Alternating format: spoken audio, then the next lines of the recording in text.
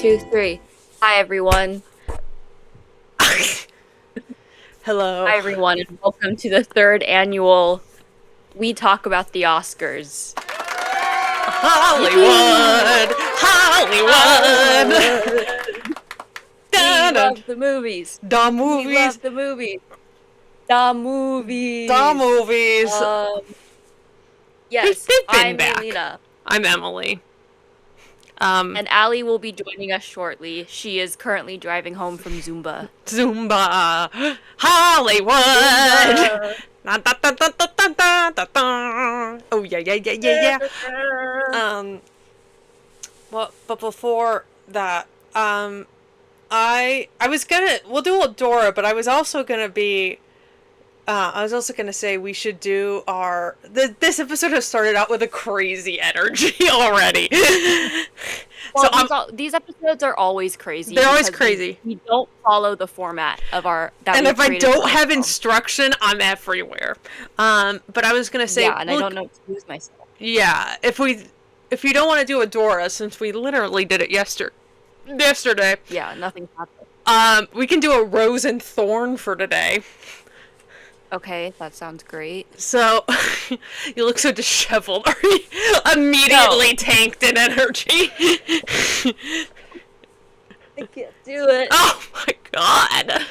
Hollywood. Okay, well, what's your rose and what's your thorn? My rose today is that they announced the date and the pre-showcase for the new Tomodachi Life.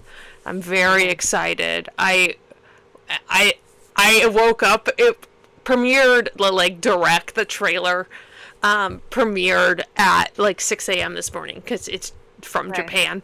And I woke up and I was looking at everyone reacting to it, and a single tear fell down my face this morning because I was so happy.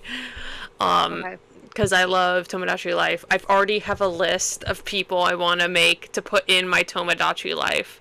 I'll read it out to you. Okay. I know what Tomodachi Life is. Yeah, I was going to say, for people that don't know Tomodachi Life, it's essentially The Sims for Nintendo. It has the Mii characters from the Wii. Yeah, you make a Mii, which is a little character you can make, and you put them in this world of yours, and they form relationships, enemies, they have jobs, and they kind of, what I always liked about it is they kind of do it on their own. You just check in, and that's what I always liked. Less effort on my part. But they've made it this Tomodachi Life is super customizable, and I'm just so excited. I've been so excited ever since it was announced last year that there was going to be a new Tomodachi Life. It's going to come out April 16th. I'm very excited. The Miis I have lined up already for my Tomodachi Life is obviously Mii. M-E. May, obviously. Sarah and Allie as well, obviously. Can we see what our Miis look like? Well, yes. I haven't made them. I'm not going to make them till I get the game, but...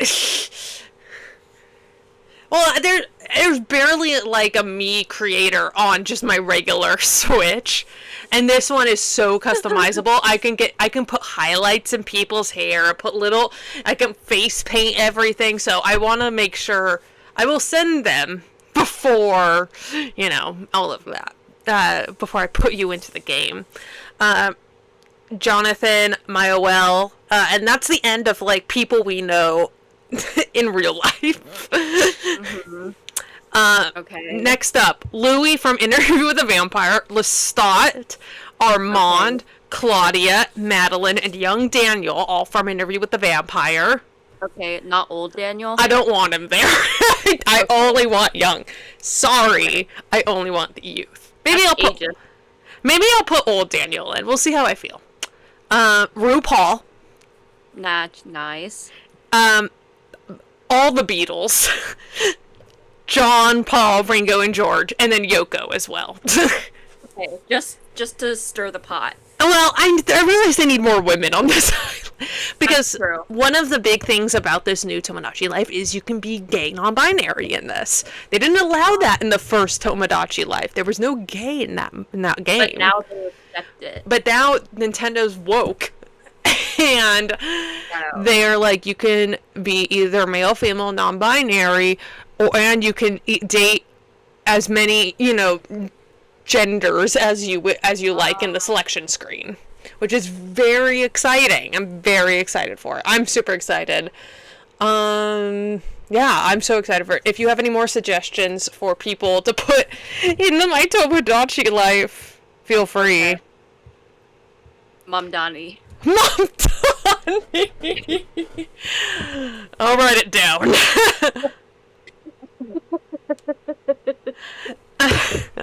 Why was that the first one? Mom Donnie! We gotta get him in there. We gotta stir the pot with him. Stir the pot. Maybe you can date Mom Donnie. Who knows? Because a dream. That's the fun about Tomodachi Life, is that it'll just create relationships with people. This game, as far as we know, this new one, the way you can finally have people meet each other, but then that's kind of it. You can move Miis around now, which was not available in the first one, which makes it easier for people to meet each other, which is so much nicer. This Tomodachi Life's more open world than the previous one, so that's nice, and it's customizable and that sort of thing. But yeah, so again, if you have any Tomodachi Life, all of you also in the comments, if you Tom Cruise. Tom Cruise, that's good. I need more women on this island. Maybe I'll make Ringo a woman or something. Ringo is a woman. A beautiful woman. Or like George, I'll make a woman or something. Oh yeah. I gotta get more women on this island. Well, you could just make all of the Beatles women, because it's not different. Or non-binary. I can make all of them non-binary. Oh, that's really good. That's really good. I'll make all of them non-binary and be able to date everyone. Okay, that's really good. Okay, good. This is the future that liberals want. This is Sam Mendes' Beatles biopics. They're all non-binary. Yes. Hello. Okay. Yes, I'm here. And I guess my thorn is that I've had a pretty good day today. My thorn is that I wish the game was coming out sooner, because I keep going on Tumblr and I'm really excited about it, and I'm like, oh, it's not here yet though, but I want more. I'm so excited. So I guess have to wait till April. I have to wait till spring. But it's a good thing. Never kill yourself, because you'll be 23 playing Tomodachi Life. Exactly. It literally, I was like, oh, never kill yourself. But that's my rose and thorn today. Yippee! Whoa! Whoa! Whoa! Whoa! Yeah! That's we just do Hannah Montana riffs until Allie comes back. That's really good. It's really good. Okay, my rose is that the new season of Bridgerton is out. Oh, that's right. Yes, and Bridgerton, a bad show. It's bad. Not a good show, but I enjoy it. I think I watched the first season, and then I was like, I don't care about any of this. No, it's so bad. But I'm watching it, so it's very fun. Okay. That's my rose. It's doing this whatever Netflix has decided to do, where they split the season up into parts. By the way, which executive decided that was a good idea? Why is this the new way for show? Just, if you're gonna do that, just put one episode a week. Just do it weekly. Honestly, I would prefer weekly. Yeah. I don't know what this new... I thought that was just a Stranger Things thing. No. Because it's the end of Stranger Things big show. No, they're just freaks. They're just... They do it for, their big tentpole shows. That's weird. Stranger Things, Bridgerton, Wednesday. Those are the only Netflix shows that I know. Well, those are the big ones, so that's good enough. Those are the big ones. Yes, so they're doing that, and I think it's stupid. It's stupid. And I would rather they just release episodes weekly. What's the love story this time around? Okay, so it's with Benedict Bridgerton. Bisexual guy. The bisexual The one. bisexual. So you know it's gonna be good. I was like, I think this season's the gay one, right? Day one. Episode 1, making out with a guy. Awesome. His first appearance, he's post-coital with 2 women. Really beautiful. Okay, good, Slut. good. Beautiful. His romance is a Cinderella story. Oh. The love He's interest. Cinderella. Cinderella. No. So Interesting. the love interest is, by the way, I've never read any of the Bridgerton books. I just went on their Wikipedias. Apparently, as one does. don't do it. Apparently, they're awful books. Apparently they're awful. A lot of liberties were taken with that Netflix show. Absolutely. But his love interest is the illegitimate daughter of an earl. And when he marries her stepmother, obviously we know the story of Cinderella. Indentured servitude, slay mama. Okay. Oh, I thought you meant the bisexual married the stepmom. I was like, whoa. No. That's crazy.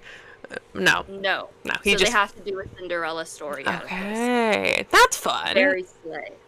Mm-hmm. And the only way you will ever win in life is if you're rich. You're part of the 1%.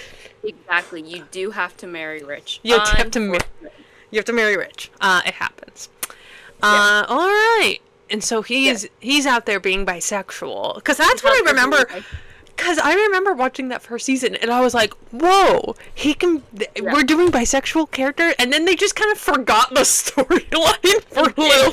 And I was like, oh, okay. I guess that's not happening. Because he goes to that artist colony conclave thing, and he sees a man making out and then having sex with him. And he's all, I have to become bisexual for this to work. Season 1, he decides to become bisexual. Season 2, he realizes that being bisexual isn't lucrative. It's not good. I can't do this.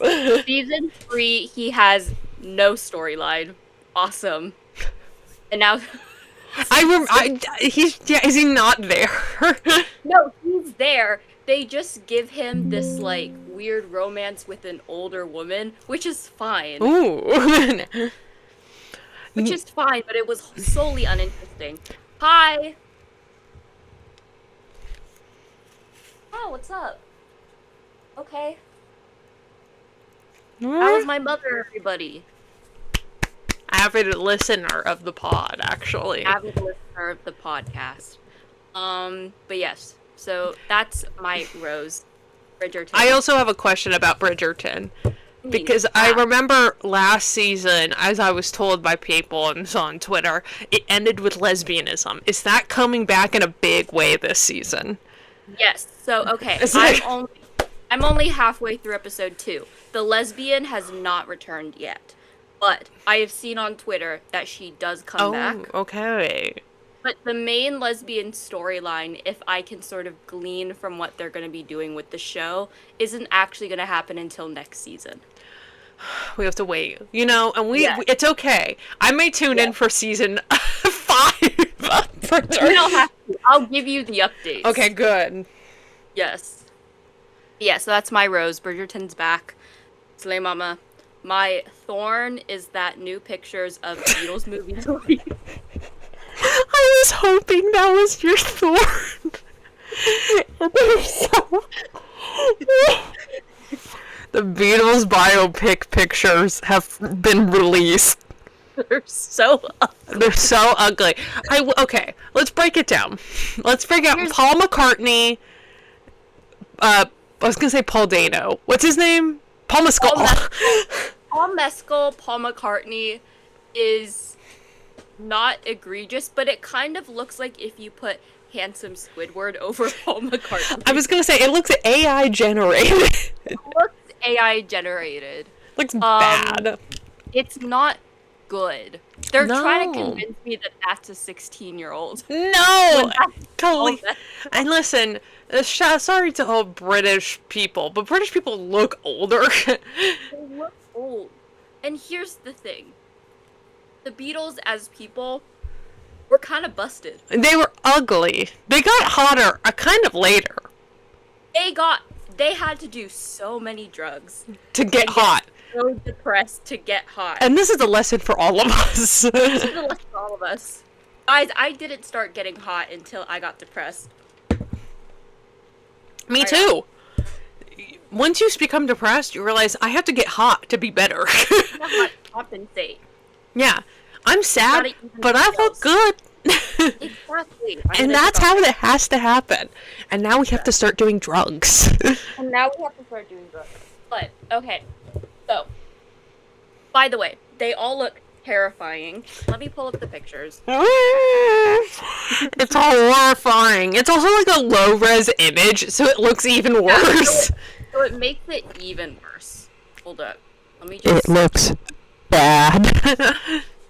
Harris Dickinson as John Lennon, fine. You can He kind of actually, barely- I think because Harris Dickinson is like, you don't really, he's kind of can blend in really well.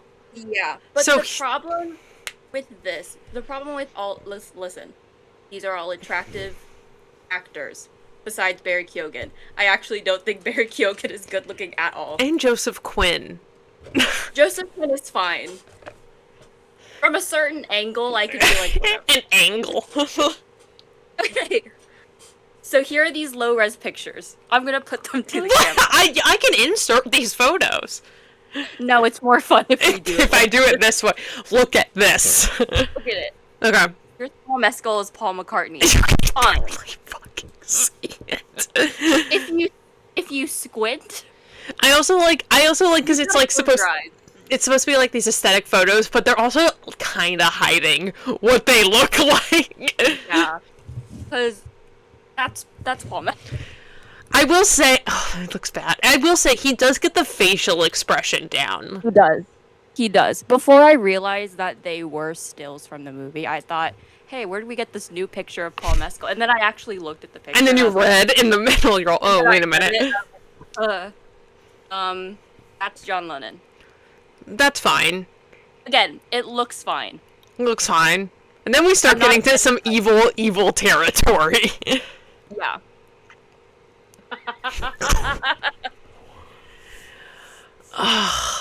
It honestly, okay, I will say it doesn't look terrible, but I know it's not Barry terrible. Keoghan.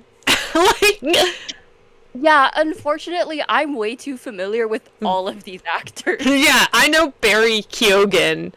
and I how- know I could spot Barry Keoghan from a mile away, too. When I sent the Twitter, because last night, the day we were recording this, Yeah. he went on a red carpet, and he showed the mop top.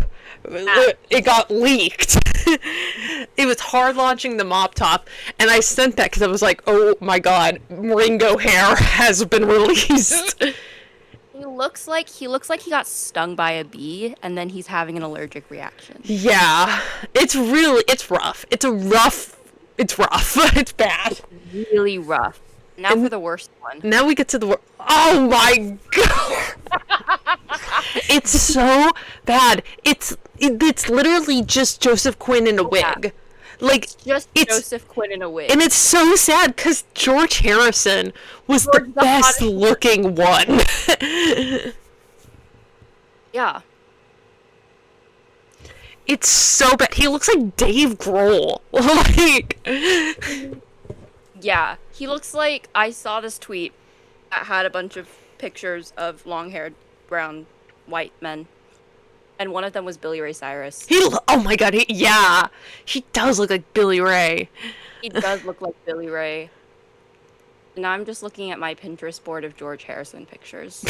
And to help yourself. Just to help. But yeah. Guys, it's really bad. So anyways, that's my thorn. It's so ugly. It's so bad. It's so bad. I saw that in the morning. I was not having a good time. That made the time even worse. So, yes, everybody, that's what we're rocking with today. What is chat saying? Okay. So Allie has just left Zumba, which is awesome. Okay. Okay. So maybe we misread her original text when she said Zumba done at 8. Okay. Interesting. So what else is happening? What else is happening? In the world. Ooh. Because they're playing Sweeney Todd at the theater. And it's directed by Jason Alexander of Seinfeld fame. Okay. Because he did last year a performance, Fiddler on the Roof, where he was the fiddler on the roof. Yeah. And apparently got rave reviews. He was like really good in it. Okay. And so, yeah. Yeah. I'm very excited. They're bringing the Phantom of the Opera to the Keller in like April, May or whatever, and I really want to watch it because I've never participated in the Phantom of the Opera. Me neither. I've never had it either. Unfortunately, it is coming to Portland when I am in Europe. So that's a real big bummer. Maybe you'll actually see a Phantom in a opera in Europe. A opera. That's true. And I could definitely do that. Maybe you could become. I could become the Phantom of the Opera. Yeah, you can. I believe in you. I think that'll work out. And yes. I hope the best. Where specifically do you want to become the Phantom? Like, specifically, what do you mean? Like, which opera? Oh, no, like, what city? Oh, what city? Okay, let's see. I don't know operas off the top of my head. Yeah, that's why I was like, what are you talking about? What's a city with the highest probable, vampire population? Paris? Okay. Are you going to Paris? I don't know. Oh. Who knows? Who knows? Alright. Paris, probably. Or, like, Vienna, maybe? Vienna. Okay. Some Eastern European country, probably, as well.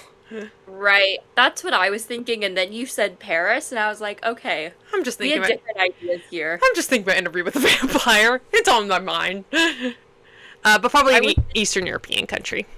Hungary, okay. You can meet my people. I can meet your people. My people. Go to Bucharest.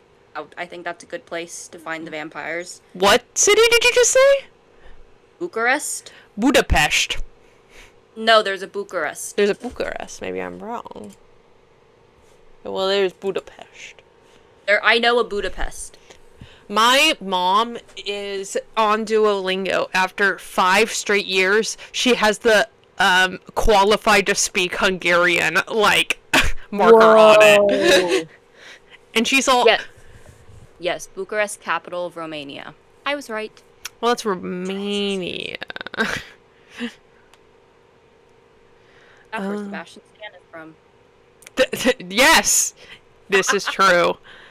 Sorry. My friend, Taylor, is, or used to anyway, got on fights on Twitter with Sebastian Stan Twitter. Yeah. She would fight. She would just go into their comments, and because they would be like posting like, "Isn't he so dreamy?" And then she would quote retweet it. He's the ugliest fucking person I know. And then they would come and like argue with her, and she's all, "I hope you choke." Oh my god, Taylor, so funny, I think about it every day. If you're listening, I think about that every day. It's so funny, and I'd. Like, I feel like I stand with Taylor fighting people on Sebastian. So funny. She's just like, I hate him, and I just want to argue. There. That's valid. Yeah, I once, when I was like 16 years old, and this is a harrowing memory, so do not laugh. When I was 16, we went to the Portland Comic Con. Okay. And Starting out good. Sebastian Stan was there. Oh no. And I was like, and this was when I was like really big into Marvel. You like target locked on. Target lock. I was like, okay, Sebastian Stan is gonna be here. I want to do a meet and greet picture with him. Oh no. I'm so scared of this meet and greet. So we get there, and I don't know how a Comic-Con works, because those are lawless places. Yeah, there's no rules. It's evil. I don't know what's going on. But I do know that picture time is between a certain time frame. Yes. And I was like, great. Let me walk around first, and then I'll get in line. I get in line before the end of the time frame, and they're like, oh, it's over. And I'm like, eh? And they're like, yeah, it's over. And I was like, hey, I don't want to be a bitch. But I did buy a ticket. How can we remedy this? And they were like, well, you can come back tomorrow at 8 a.m. 8 a.m.? 8 a.m. And I was like, okay. And then I'm thinking about this, and I'm like, do I want to go at 8 a.m.? Do I want to come back here? Because genuinely, I didn't actually have a good time at that Comic-Con. No! So overwhelmed. And I was like, I cannot come back here. But I was like, I paid the, $80? Yeah. To go take a picture with Sebastian Stan. I have to. So I come back the next morning, Oh, God. 8 a.m. I'm tired. I'm feeling gross. I'm not having a great time. No, it's a bad time. The picture ends up being one of the worst things. And don't ask if you can see it, because I actually don't know where it is. And that's probably for the best. It's probably for the best. Because I would have put it up right here. Yeah. But, no. I was wearing, my favorite coat at the time, because I was like, I want to feel fine. I want to feel good for this. I want to feel good. But it was also at the time when my hair was short, so it didn't look good on me. Okay, good. And it was before, I lost all of my weight, so my face was really round. And my face was also red. Oh, no. And you're 16, and it's just a whole thing. When I got the picture, I was like, okay, so I should kill myself, actually. You look at, I'm going to kill myself. I'm absolutely gonna kill myself. It was a waste. I should not have gone. Oh my god. No. I think about it. I'm like, oh my god. Sebastian Stan, if you are listening, please, let's remedy this. Let's do a do-over. I want nothing to do with you anymore. I'm done. I'm over it. I'm over it. I'm tired. Oh no. That's so funny.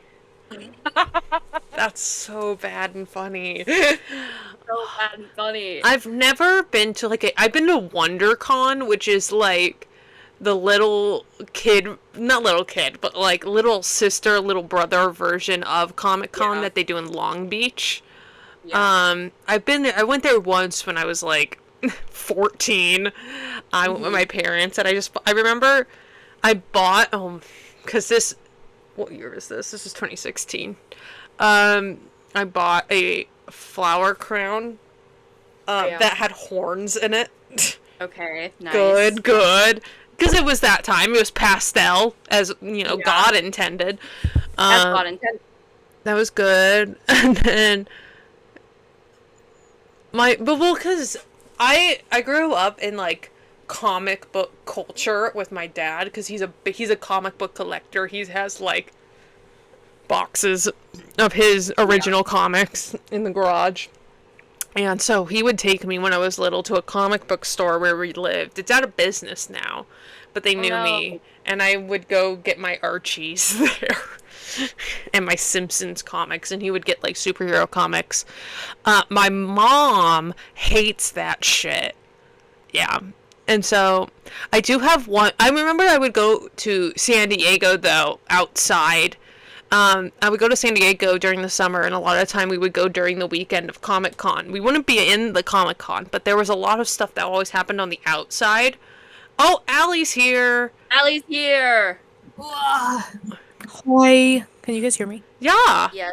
I'll quickly finish my story. There was outside Comic-Con, and we were driving around, and my dad saw these two women that were cosplaying, like, fully in bikinis, and you know, like, kind of sexy. And my dad, he sometimes just doesn't know. And he's all, let me take a photo of you girls. And I was like, Dad, no! And my mom's all, what are you doing? What? This is weird. He was like leaned out of his driver's side window trying to take a photo of these women that were cosplaying, and we bring it up and we're all, Dad, what were you trying to do? He's all, I wasn't thinking. I was all, no, dude. So that's my story. Yeah. Comic-Con. That's it. Fun. Well, Allie's here. Allie, quickly, because we did it. What is your rose and thorn for today? Oh, I know Allie's thorn. Oh yeah. I don't even know if I got a rose. No. No, Allie. Allie. No, okay. My roses after I had a rough day at work today. But after today, Mai and I went to a coffee shop and we got matcha. We really like this place. The only thing is like their parking is horrendous because they're right next to like a gym, one of the bigger gyms. The parking situation sucks. But their coffee, we've had their matcha. I had a lavender matcha today, and Mai got a strawberry matcha iced, and it was, they're both so good, delicious stuff. We are both not late night coffee drinkers, so we want to go back during the day and get one of their coffees. That's good. Yeah, but so far their matcha, delicious. I just wish their parking wasn't hell on earth. Yes. Yeah, but my thorn is work bad. Work bad. You don't have to go. We might cancel Fun Friday. No fun. No fun. Depression Friday. No fun until we learn how to be decent human beings to each other. Good people. Yes. Good citizens of the world. Jesus. I try to explain to them, I work with children, audience members, for those of you who didn't know. I try to explain to them that I don't like having to talk to their parents. This is telling on them. I'm not snitching, I'm not telling on them. It's not something I enjoy doing. Mm-hmm. If I have to talk to your parents, it's because I'm sharing a fun little fact with them, or I'm giving them kudos about something good you did today. I don't enjoy telling them that you were bad. Yes. I don't take joy in it. It's it makes true. me actually terrible. But yeah. That's Allie strangling a child. Oh no, I would never. But We're getting close. Close.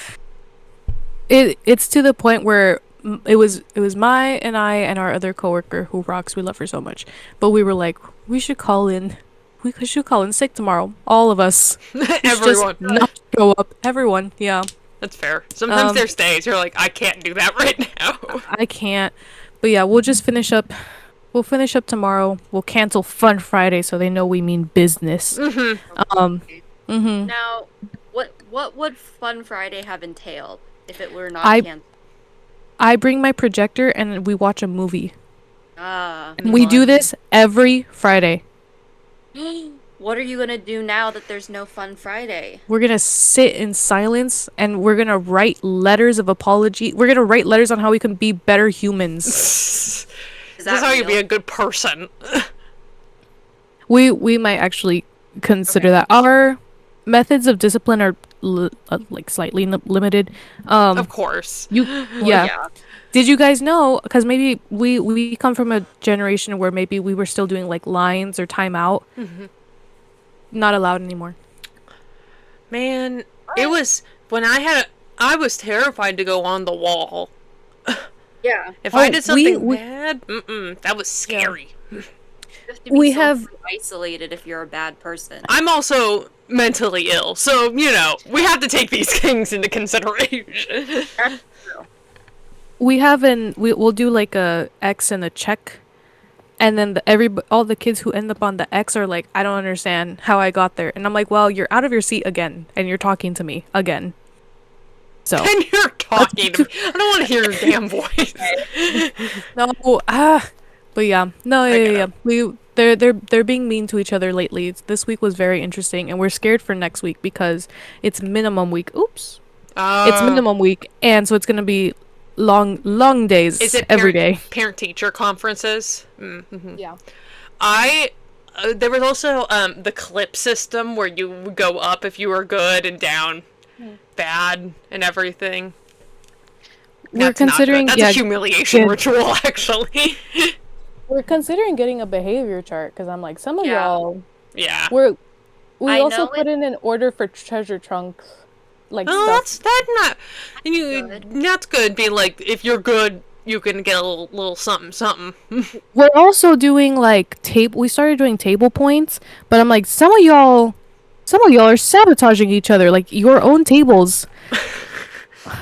There's conniving happening. Table 1 cannot get, because the thing is, like, your table has to get to 10 points, and then everyone at your table gets a fruit snack.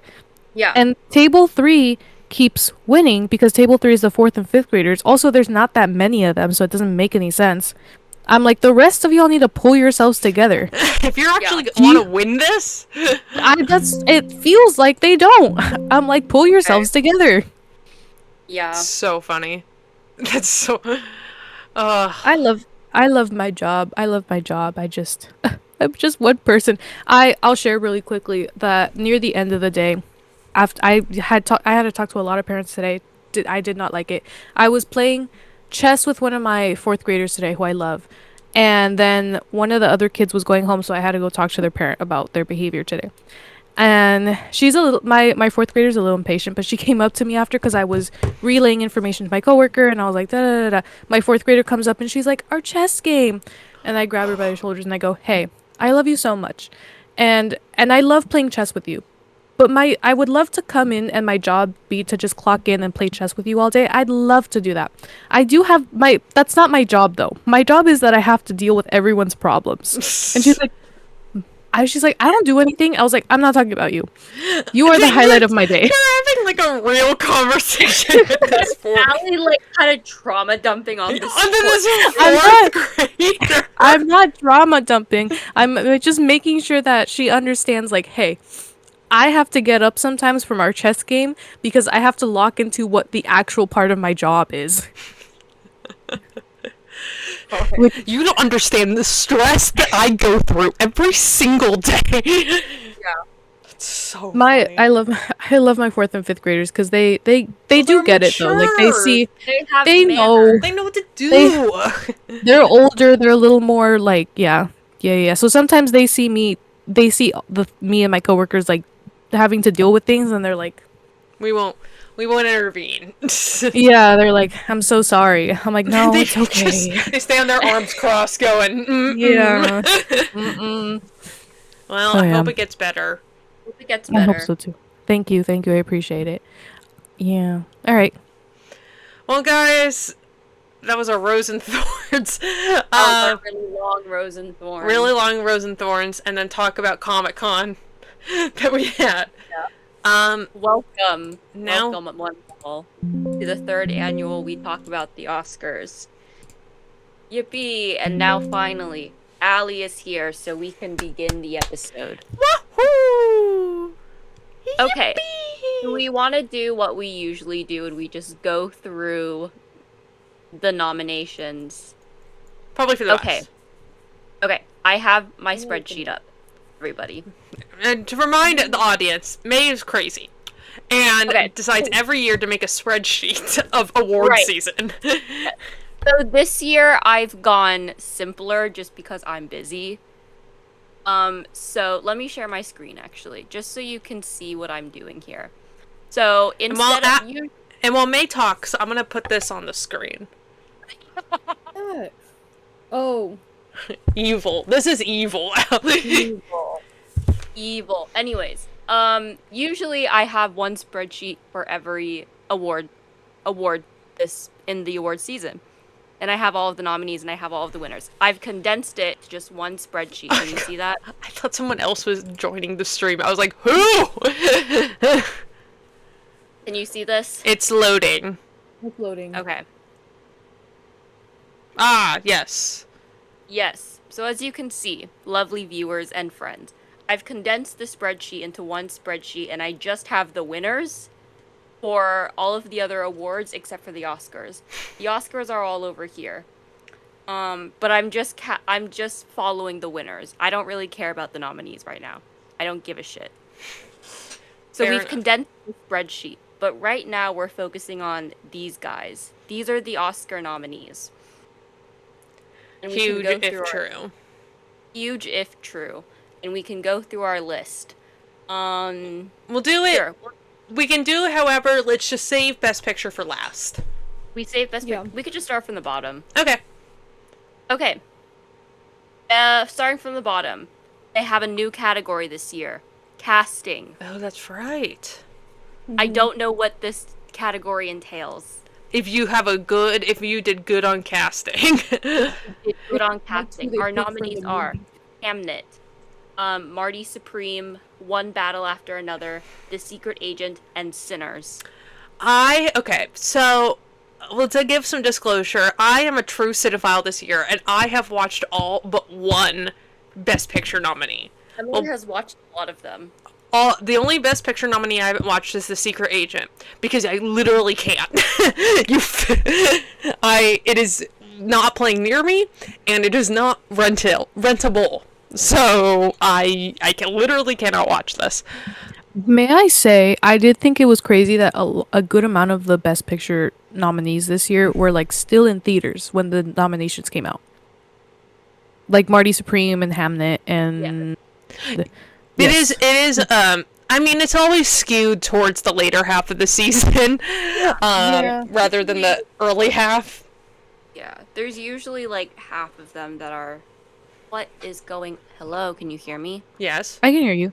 Okay, well, Discord is giving me a warning that can't detect any input from my mic, but I hate you, Discord, so whatever. But I can hear you. I can also hear you. But usually, like, at least 3 or 4 of the films are still in theaters. Yeah, most of them, anyway. I'm new here, so yeah. I did not know this. So maybe just stay in your goddamn lane. Yeah. I'm kidding. I love you. You know how hard my job is. If I had to give a best, like, cast that works very well together or something like that, I would give it to Sinners. I would give it to Sinners as well. I like Sinners, and I think it has the best cast. I think it has a lot of star-studded people in it that work very well together, that know how to work together. And it also has it's introducing, who's the boy in the movie? God, what's his name? Miles Caton. Miles Caton, my bad. I personally think he gives the best new performer this year. I think he's phenomenal in Sinners. Yeah, he's the best debut performer, I think, of the year. Yeah. And spoiler, he was not nominated. And it's so crazy, because he literally he's the heart of that film, of Sinners. And he gives just a crazy good performance. And I don't know. Good. I might go opposite you guys. I think maybe Hamnet. Did I watch Hamnet? No. Sorry. I'm going based off vibes. But I keep hearing about this child that they casted who's actually a really good child actor. Oh, you boy! We'll talk about Hamnet once we get to the best picture. but good God, it's that little I need boy. to watch it. But yes, Very- I would say my number 1 Sinners, number 2 Hamnet. Yeah, Okay. I'm going Hamnet. maybe I also. Actually, maybe I do Sinners and then One Battle After Another, and then Hamnet. I think Okay. the pairing of Leo DiCaprio and oh my Benicio del God, Toro? Benicio del Toro together is so good. I think they do Okay. so well together. I want them in like a buddy cop comedy together. I think they're so funny. I haven't watched that one yet, and I need to. And we watched it. It was good. It was fun. Oh, I don't live with you guys. Well, we all should. Hey, these things happen. But yes. Okay. So Sinners, I think Sinners. Okay. But Sinners. so we're all saying, obviously, not The Secret Agent. None of us have seen it. We don't know. But not Marty Supreme. No. No, not Marty Supreme. Marty Supreme is fine. It's a fine movie. It's a fine movie. We'll get more. Okay. Into it. Next, live action short. I've seen other Have you- movies. Okay, great. I'm just gonna mention their names. The live action short nominees are Butcher Stain, A Friend of Dorothy, right on. Jane Austen's period drama, The Singers, and Two People Exchanging Saliva. Awesome. I'll say A Friend of Dorothy. I'll Yeah. say A Friend of Dorothy too. Because right on. I'll- Right on. Right on. Okay. Documentary shorts. Do we know any of these? I have not seen any of them, but I do know All the Empty Rooms. I know what that's about. Okay. What is it? It is a short documentary about children that have lost their lives to gun violence, specifically school shootings, and about all their bedrooms that have stayed still since they have passed. Yeah, give it to them. It's produced by March for Our Lives. Okay. Yeah, yeah. Okay. They I can have wanted that to one. watch it because it looks very sad. It looks great. It sounds good. But other yeah. than that, the documentary short nominees are All the Empty Rooms, Armed Only with the Camera, The Life and Death of Brent Renaud, Children No More, Were and Are Gone, The Devil is Busy, and Perfectly a Strangeness. Cool. Animated shorts. Okay, the nominees are Butterfly, Forever Green, The Girl Who Cried Pearls, Retirement Plan, and The Three Sisters. I'll give this to The Girl Who Cried Pearls because I like that title the best. It's a good title. I think it's a good title. Okay. Done. Allie doesn't even get an opinion. Well, I don't know any of these. I don't know them either. You're just doing a vibe. You just. He is free to speak and interrupt. This is how this format goes. Most of the time, we have seen none of these. But you know what? The people who decide the Oscars also haven't watched all of these, so we no less We're qualified. actually doing well. Well, weren't they all required to watch all of the movies this year? All I know is my queen Oh, what? Kirsten Dunst always does. Period. And thank They you. may because have. They may have I remember forced them. seeing a tweet that was like, "This is what happens when all of the voters are required to watch the films." I don't know. They always just give out that like anonymous report thing, like Variety does each year, and it pains me to read every single time. I know. What can you do? Okay. International features. I don't think we've watched any of these. So, I've watched one. okay. Oh yes, you have. Never mind. I see it. The nominees are The Secret Agent, It Was Just an Accident, Sentimental Value, Sirat, and The Voice of Hind Trijab. Now we gotta add some power to this. The Secret Agent and Sentimental Value get upped because they are Best Picture nominees. Yes. So it most likely will go to them. Honestly, I see it going a lot to Sentimental Value. Yeah. It's always I- interesting because, like, if a international feature nominee is also Best Picture, they're never going to get Best Picture, but they're all going to get international feature. International feature. But there's two of them. I've heard that all of these are very good movies. I also have a story about the voice of Hindra Job, because we played it at my theater that I work at, and it's a very sad movie about Hindra Job and the phone call she made while she was getting shot. Do you guys know who Hindra Job is? Yeah. Allie, you don't? She was, I guess, sadly, a 5-6-year-old Palestinian girl that was getting shot down by the Israeli, occupied force. And she made a 911 phone call, and you hear I think she got shot like 350 times. Yeah. And the movie is like a fictionalized kind of quote-unquote version of people listening in on that phone call and trying to do stuff about it, essentially. Okay. So, story with this, obviously, very sad movie. And we get a list of when the movie will start and when the movie will end, and we go in about 2 minutes before the movie ends, stand in the back, wait till the credits roll, and then we go and clean the theater before the next showing.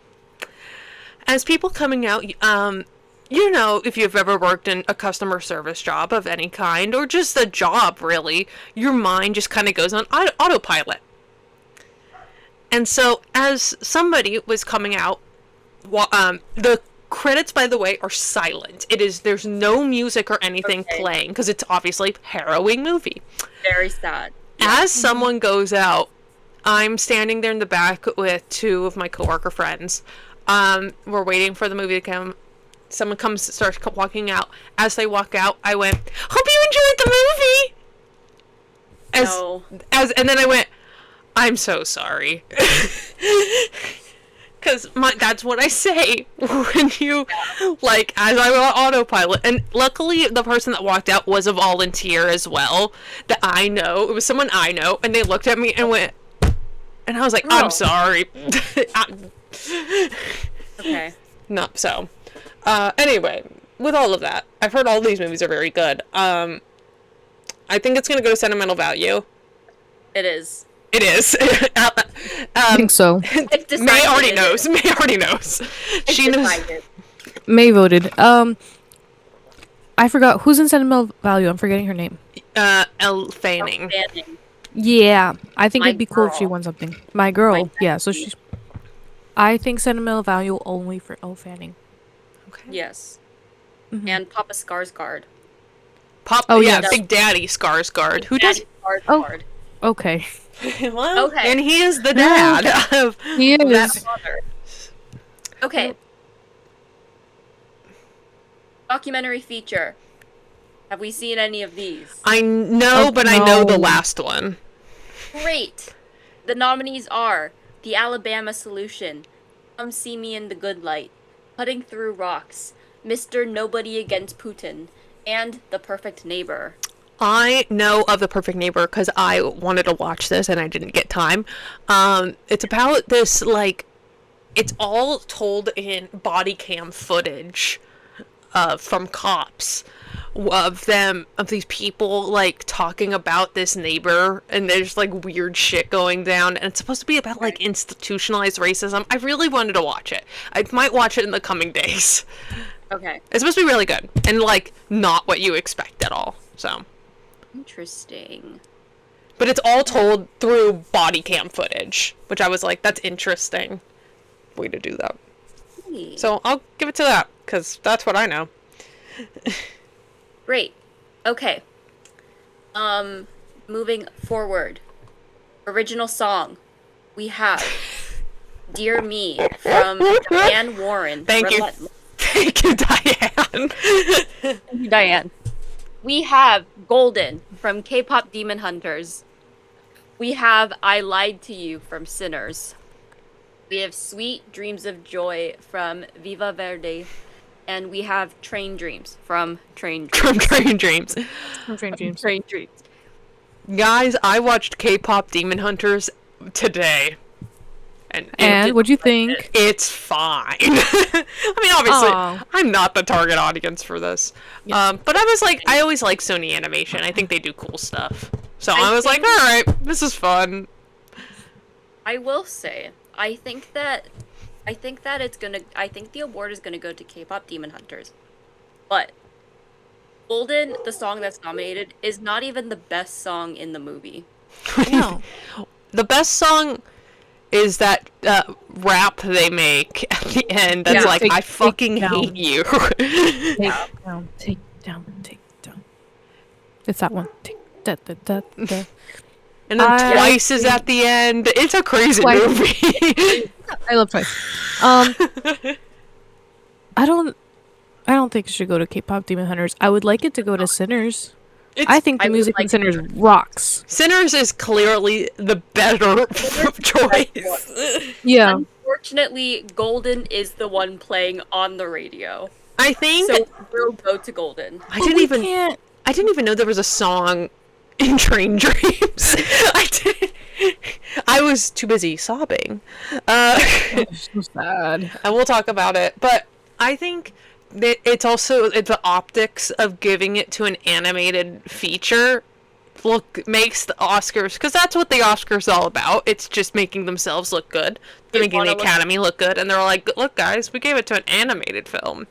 That means we like animation. True. But it would make them. But the same thing could go towards like, if they gave it to Sinners, because it's like, hey guys, we appreciate the blues and African American culture. we like black people. Right. It's So it true. could go either. There's the optics here that there. I hope it goes to Diane Warren because I think that's crazy. I didn't even know she had a movie that was out. Yeah. I just know that on the like announcement video for it, you just hear Diane going, "Woo!" Thank you, Diane. Thank you, Diane. Well, yeah, I would like it to go to Sinners. That's my. Yeah, I wanted to go to Sinners, but I have no hope for this nation. I have no hope. Okay. Next one. Original score. The nominees are Sinners. I should have written who made the scores, but I didn't. Sorry. I know We have this one. I know Sinners is Ludwig Göransson. That's it.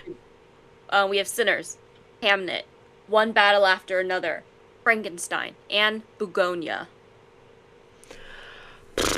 I mean, the Sinner score is great. Also, that Frankenstein score goes crazy. That's a very good Oh, that's all. score. Frankenstein is Alexander Desplat.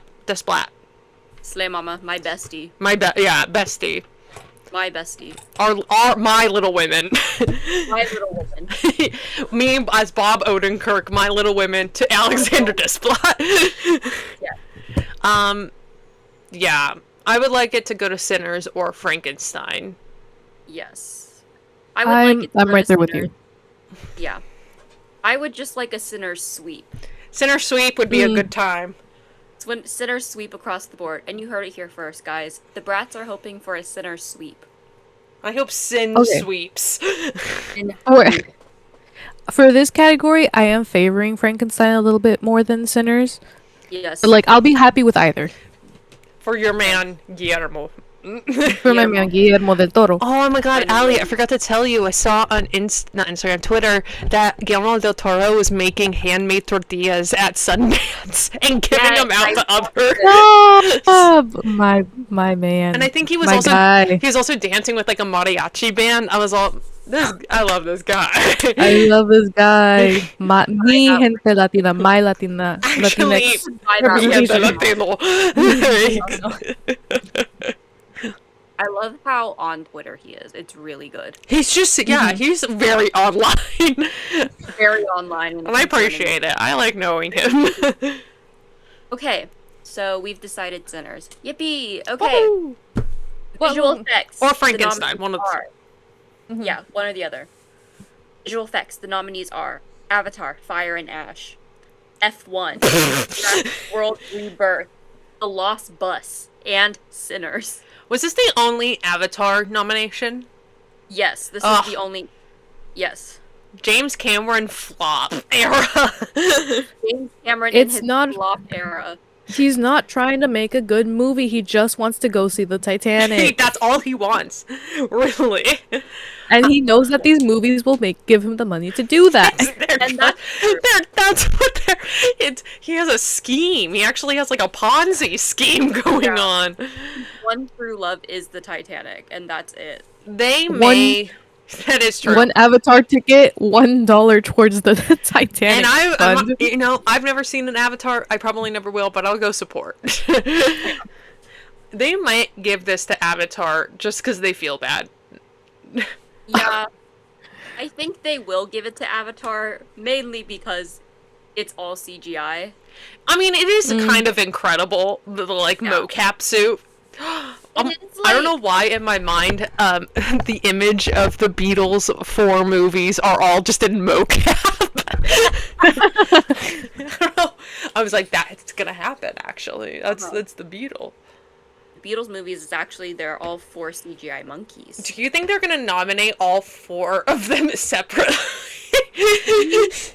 We 100% talked about this last year. Because we did. Now we have new information.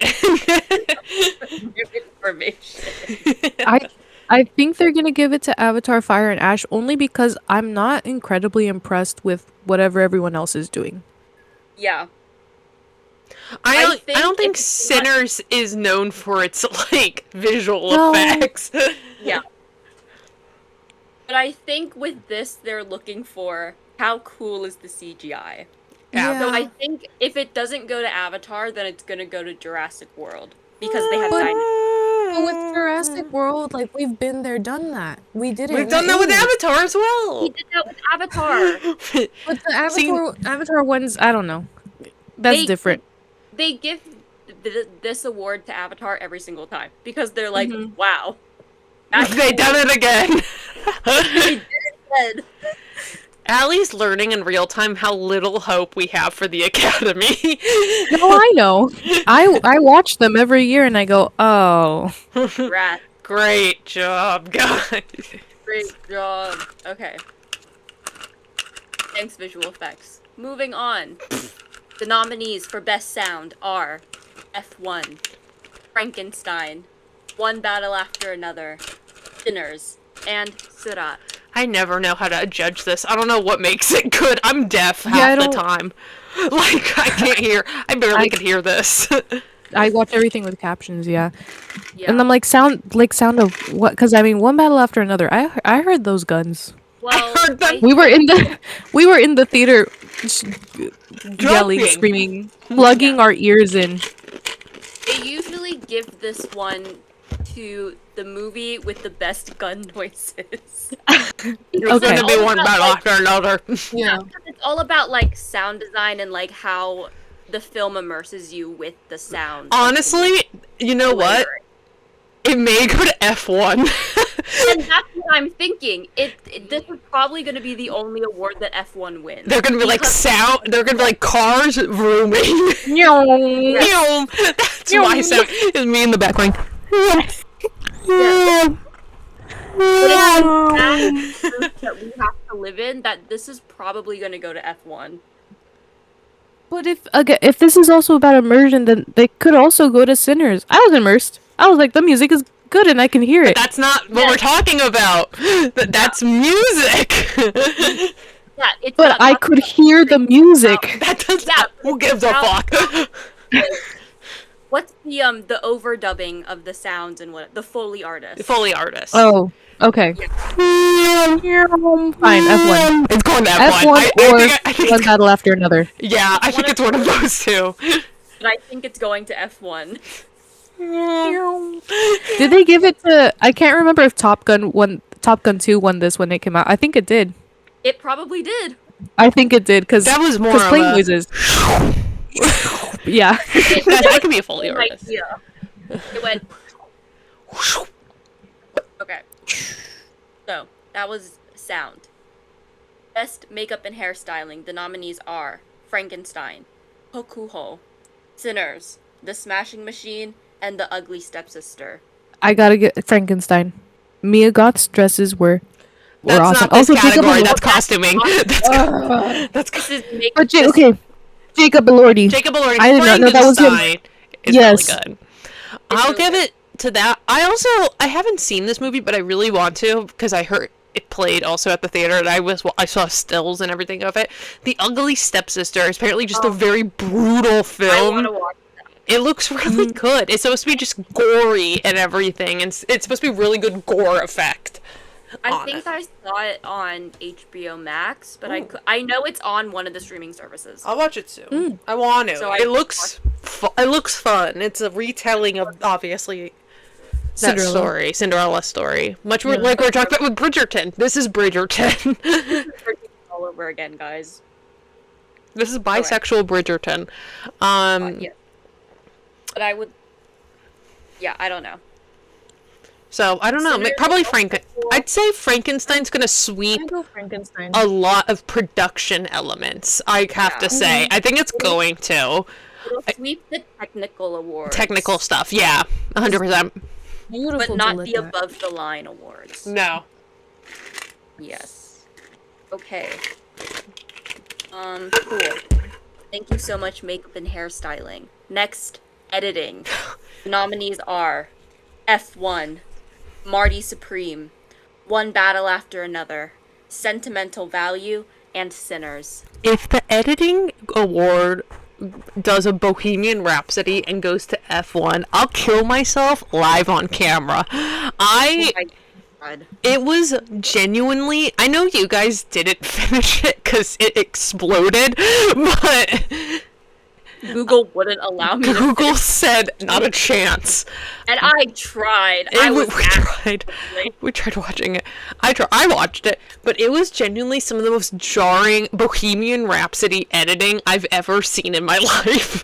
I was like, it hurt to watch. It hurt to watch.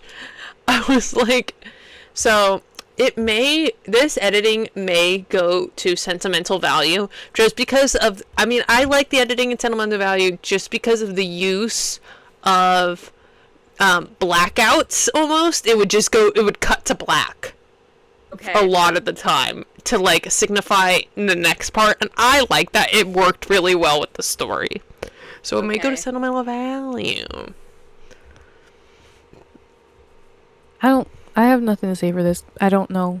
Like, what are we basing this on? Like, just how it flows? Editing is supposed to enhance the story and make it the completed version of the story, essentially. That's essentially the role of editing.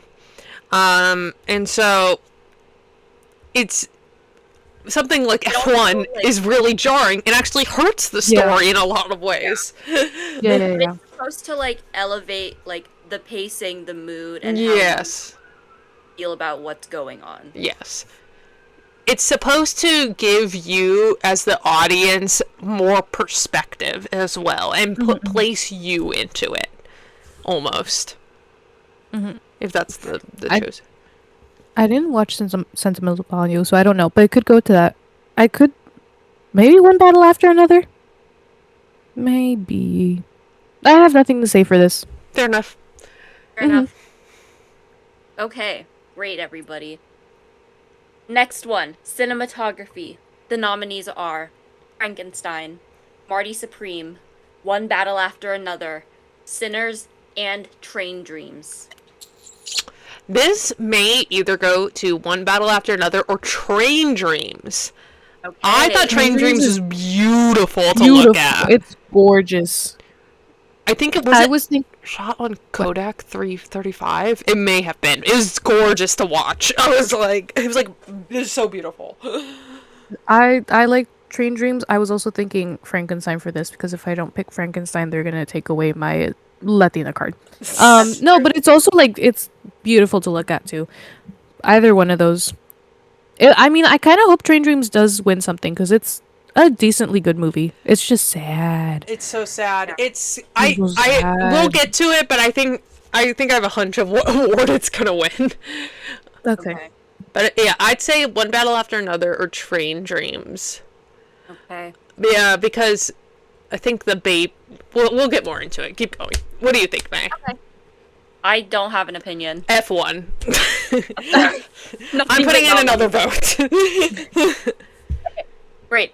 That's cinematography. Thank you. Next, costume design.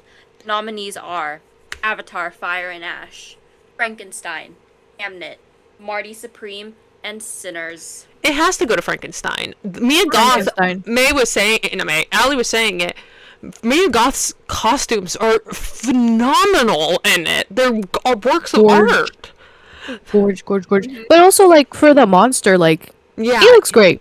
The creature has, got that big, like, coat on and everything, and it accentuates, like, his otherworldliness. Yeah. He's got his coat. He's got his loincloth.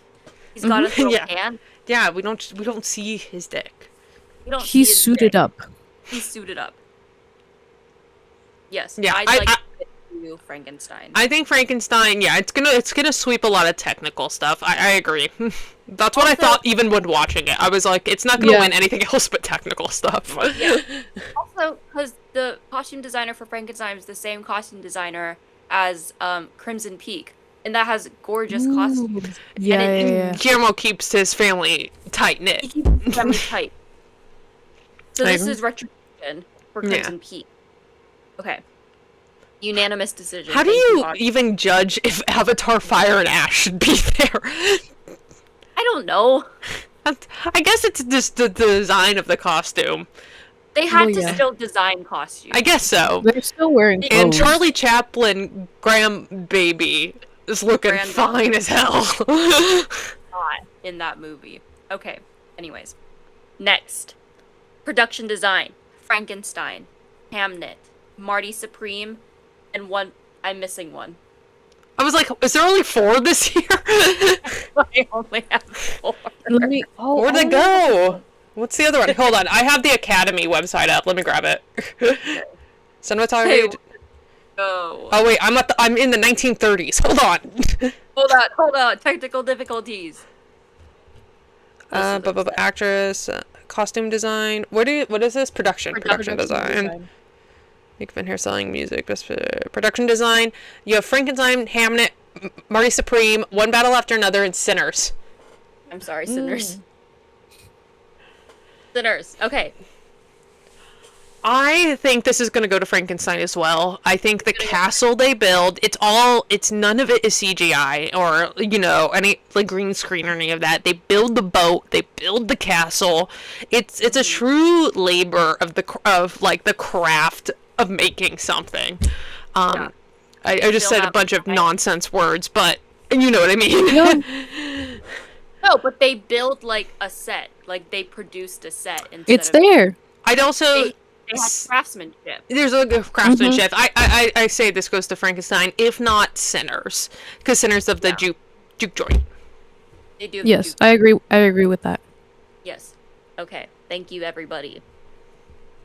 Next, animated feature. The nominees are Arco, Zootopia 2, K-pop Demon Hunters, Little Amelie or the Character of Rain, and Elio. It's probably going to K-pop Demon Hunters. It is. I It think definitely is. so. It's I if, don't- if not Zootopia 2. No, If they I don't give think it's going to Zootopia, Zootopia they're 2. saying that they're racist and that they want to fuck animals. I don't think You're Zootopia racist? 2 is. You want to fuck animals? What did you just tell me? I don't think I know Zootopia 2 was good from what I've heard because haven't seen it, but I don't think it's Academy good. I don't think it was that popular. I think it would go to K-pop Demon Hunters because that Yeah. was like culturally iconic. I don't want it. I kind of wish there was something better than this year. I don't think any of these were like These- awesome. Apparently, Little Amelie or the Character of Rain, which also is playing at my movie theater, is I saw that phenomenal. for it. It's beautiful. That's. I And you think can I watch haven't. it on yeah. the Letterboxd video store. Yeah. I think it could go to that one because at least from the clips from that I've seen from that, it looks gorgeous and it's very like that deserves it. I feel like animated feature usually goes to whoever's doing something a little bit different. I know last year it went to Flow, and what was really impressive about Flow is that it was a good quality movie made on like accessible technology, and it was at like a cheap budget. And I'm like, none of these are giving. Here's Yeah. But I understand that, and I think you're incredibly right. But now because they did that, they have to choose the crap.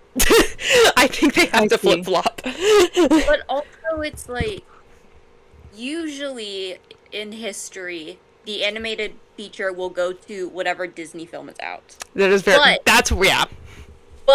all of the Disney films, as They're of flopping. a while, have been not great. The only They've one that's actually been quite good, I've heard, is Zootopia 2. Which I don't care for anyone who likes Zootopia. I don't. Because most of the adults The first one's kind of good. are just furries. And I love a furry. What's happening here? Anyway, May I starts think crying. there's a good chance it'll go to K-pop Demon Hunters. I think if it went to, I don't know what Arco's about either. If it went to Arco or Little Amelie, that would be good too. My mom thought, when I was saying it was Little Amelie, because I was saying we were playing it at the movie theater, she was all, I know that movie, Amelie. I was like, it's not that one. Arco, 10 years old, lives in a far future. During his first flight in his rainbow suit, he loses control and falls in the past. Iris, a little girl his age from 2075, saw him fall.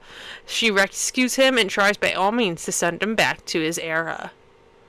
okay, that sounds fun. That's cute. I like that. Oh my god, Swan Arland is in it. Oh, let's go! Beautiful man.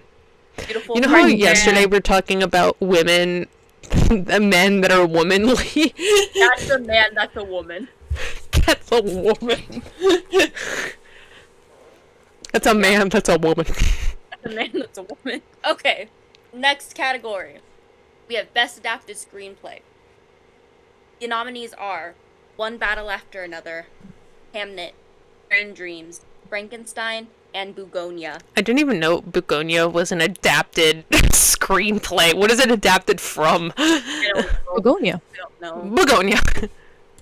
Yes. This is where I think Train Dreams will win. Okay. If not Hamnet. Yeah. I think Train Dreams is very much an Oscar picture.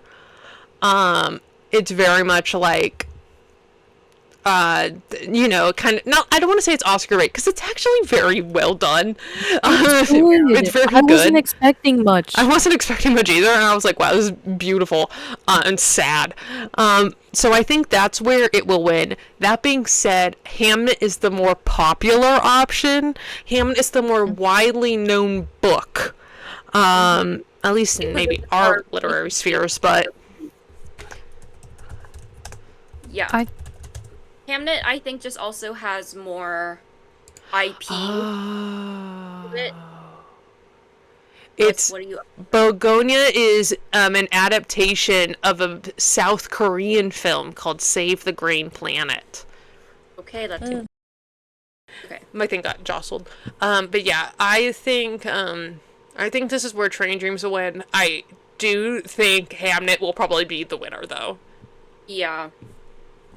Just because it has more of like an IP attachment to it. Yeah. I will say Frankenstein is definitely not winning because I don't believe any of those people have ever read Frankenstein. And for me, it's been a while since I've read Frankenstein, but I do think that movie is not like an adaptation of it. No. So, I mean, no one has really done a true adaptation of Frankenstein. I think there's one, and it's boring, because Frankenstein as a book only works well as a book, really. And then you gotta, like, jazz it up to make it a movie. Yeah. Anyway. But I'm think waiting for Train Dreams. Yeah. Oop. No, go. No, my audio was cutting out. I thought I was losing my internet. But yeah, I'm ready for Train Dreams. One Battle After Another is an adaptation of what? A book? It's a book, a Thomas Pynchon novel. Okay. I don't know. That was good. I haven't seen Hamnet. I do want to see Hamnet though. But I'm rooting for Train Dreams. I'm It was beautiful and sad. That's it. That's all I have to say. Okay. Mm-hmm. Very good. Well, all right. Okay. Original screenplay. We have Sinners, Marty Supreme, Sentimental Value, It Was Just an Accident, and Blue Moon. Blue Moon. Our Blue Moon. I know Ethan Hawke is in Blue Moon, but I don't Yeah. even really know what it's about. I don't know what Blue Moon is about. On the evening of March 31st, 1943, legendary lyricist Lorenz Hart confronts his shattered self-confidence in Sardi's bar as his former collaborator Richard Rodgers celebrates the opening night of his groundbreaking hit musical Oklahoma. Oh, Oklahoma! Where the wind blows. The wind blows. This, I don't know. This may go to Marty Supreme. I feel like this may be the only award Marty Supreme wins. Controversial, I'll get into it. Yeah. It's either that or it's going to be Sentimental Value. I have not seen It Was Just an Accident. I'm so sorry. Okay. I'm so sorry. I don't. Yeah. This is me jumping the gun a bit. I don't think Marty Supreme should win any of the awards. No, I don't think it should either. No. Because I think it's just a fine movie. It's a fine movie. I think the Safdie brothers are evil. They're evil people. Actually evil people. Yeah. And regardless of that, like, the script is just fine. The script is fine. The movie is fine. It's a fine movie. But I do think people will be, like, conflating the performances with the screenplay a little bit. Yeah. And they may give it to Marty Supreme. But probably- it should go to Sentimental Value, just because Sentimental Value is so lyrical in the way it talks about things. It's just really pretty. Okay. I haven't seen Sentimental Value or Marty Supreme. I haven't seen most of these, actually. I think the only one of these I've seen is Sinners. Yeah. Could go to Sinners. I also agree that it could go to Marty Supreme just because I was listening to a podcast and somebody was saying, like, oh, I thought this was a biography, which I also, like, just from what, like, the advertisements and stuff, I thought it was too, but it's not. It's like a made up story. Yeah. And they're making table tennis big or whatever. And I think people find that, like, novel. So- I read an LA Times article. It's based on a real person. Is it? Is it based on a real? Inspired by a person. It's inspired not- by Okay. them. It was this ping pong prodigy is inspired Yeah. by. But it's not like a biopic or anything. Okay. Well, I mean, I don't know. Just based on the fact that people were like, ooh, ping pong, it could go to Marty Supreme. Yeah. But it could. I think it should go to Sinners. I wanted to go to Sinners just because I think it does something really interesting with the vampire subgenre Lore. of horror. Yeah. I think Uh-huh. it does something. I think does something really interesting with like the racial aspect of it, and how you combine that class war, that race war with vampires. No, exactly. Yeah. I think it's very cool. We should do a Bratz episode on Sinners. It'd be good. I love Sinners. I had lots to say. I I have to. think my one worry with Sinners, and it's not really a Okay. worry with Sinners, it's a worry with the Academy, is Well, that the yeah. Academy doesn't like genre films a lot. Yeah. They don't like horror. It's a surprise. Honestly, to me, it was very much a surprise that Sinners even got here. Like, I'm very happy. Obviously, I loved it, but they don't like genre films. They've been a little more lenient in the years, but they still don't. So, it's for me, it's always going to be a little bit of a toss up if it will win anything. Yeah. So that's Mhm. my It that's is my a 2 big cents. thing where it's like I do think that no matter like I think that if Sinners wins any awards on awards night, it's gonna be spun as like they're doing good Yeah, it's a PR thing. It sadly. We're doing good in spite of all of the horrors happening. Yeah. And this is a way of standing to solidarity. This is our solidarity. Thank you. This is our solidarity. Thank you, Academy. Wow. All right. Again, it's not great, but they are fickle, fickle people. Elderly. Yeah. Yes. Okay. That's original screenplay. Next, we're making our way through, guys. Best Supporting Actress. The nominees are Elle Fanning for Sentimental Value, Ingo Ibsdotter Lilias for Sentimental Value, Amy Madigan for Weapons, Munmi Mosaku for Sinners, and Teyana Taylor for One Battle After Another. Yeah, it's probably gonna go to Teyana Taylor. She won the Golden Globe, right? She did win the Golden Globe. Yes. Yeah. So it's, I mean, we've had instances where that hasn't happened, but I really do think it's going to go to Teyana Taylor. Personally, I don't think Teyana Taylor gives the best performance in One Battle After Another. I like her, but I think the better supporting actress role is, Is it Chase Infinity? no, because she No. campaigned as a lead, And she was Oh. not nominated. and she was not nominated. Wait, but girl, yeah, okay. No, the better performance I think is from Regina Hall. Oh yes. yeah. I think she gives the better performance, but I like Teyana Taylor. So I'm glad. Mm-hmm, I do wish Wunmi Masaku would win. I think she gives a beautiful performance in Sinners. Yes. Her Yes. performance really grounds the movie Yes. in the mythology of it. Because I think without her character, the movie would be going in blind. And the characters too. She's very much like, yeah, the grounding force in it. I also think it's not Ingo, by the way, it's Inga. Shit. Sorry. It's I do think Inga also gives a beautiful performance in Sentimental Value because it's about a story about sisters.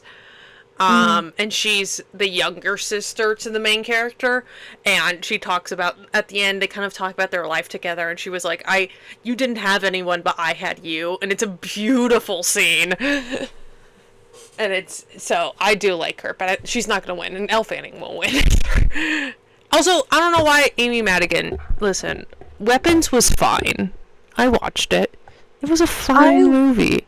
I was surprised that it got nominated for things because isn't it like a horror movie? It is. I was also surprised. But it got a lot of buzz because people were like, this is the greatest film of the year. No, it's not. Watch other movies. It's not the greatest film of the year. I thought it was a school shooting metaphor, and then it just isn't that. And I was like, I don't know how I feel about that. But I do think Amy Madigan is fun in that, but I don't think it's best supporting actress worthy as Aunt Gladys, the witch. So, yeah, I don't know. I thought Weapons was fine. Okay. I am hoping for an Elle Fanning win because that's my girl. However, I'd be very happy if Wunmi Mosaku won. That'd be cool. I don't think I've seen a lot of movies this year with Teyana Taylor, and she's like fine, but I love her so much. It feels like she's doing the same performance in all three of the movies that I've seen, and I don't know if it's because they're typecasting her or if that's just her.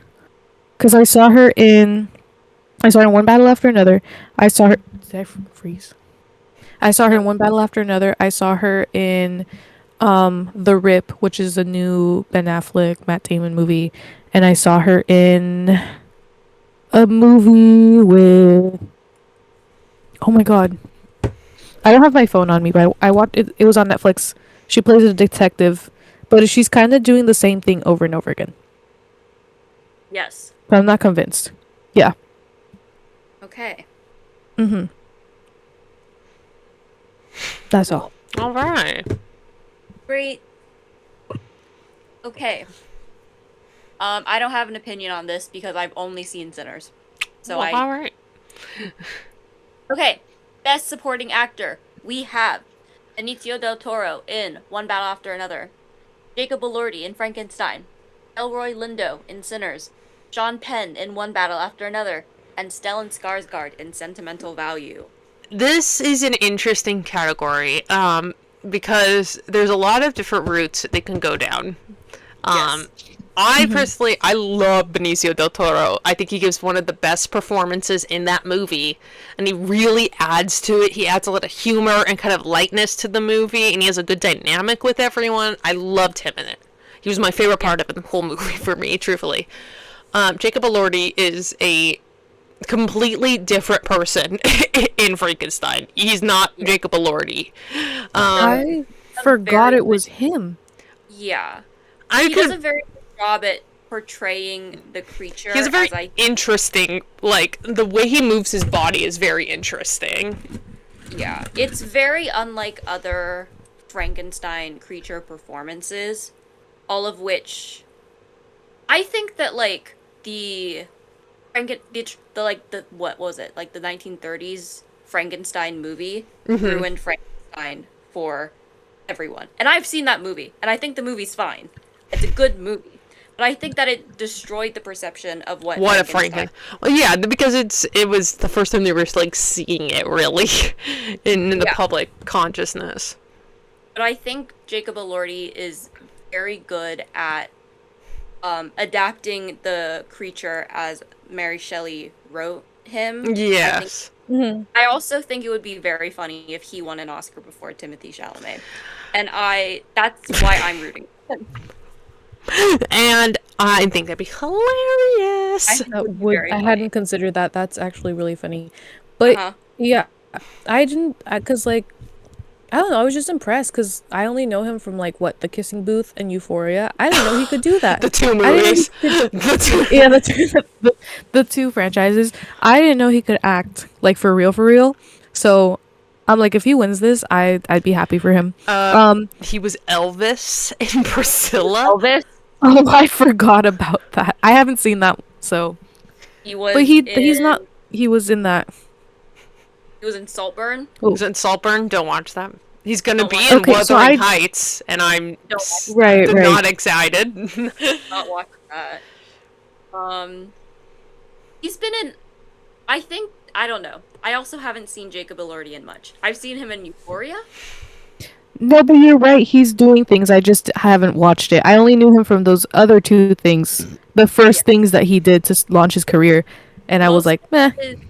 I think most of his projects have, like, a very limited release of, like, 2 theaters. And then it goes on fucking, like, Voodoo. Voodoo? Yeah. Yes. Delroy Lindo, they may also give to him. 1, he gives an incredible performance in Sinners. 2, that'll be a legacy award. Delroy Lindo obviously is one of the most, he's so famous. He's been in so many movies. I think this is his first acting nom ever. He's like 60, 70. Yeah, he's famous. Yeah, this is usually where they would give the legacy award. Yeah, that's where also I go with Stellan Skarsgård as well. I was thinking. It's like you could either do one or the other of those two to get the legacy supporting actor award. They may say fuck all of us and give it to Sean Penn. I hope not. I hope not. No. He's so scary. And that's a good performance. I mean, it's technically a good performance because I'm scared of him. But, like, I don't know. This is Sean Penn being Sean Penn. If we're doing, like, based on how the Oscars wants to look or the Academy or whatever, it would be a bad look to give it to the guy who's playing a military man. Yes. Yeah. So, yeah. I'd be happy. I also wouldn't put it past them to be that tone deaf. There's no hope I have. I have no hope. He doesn't deserve it because why did he make the choice to do that funny little walk? Why is that part of the character? He's waddling. He's waddling. Ugh. Yeah, no Sean Penn. Anybody else is fine.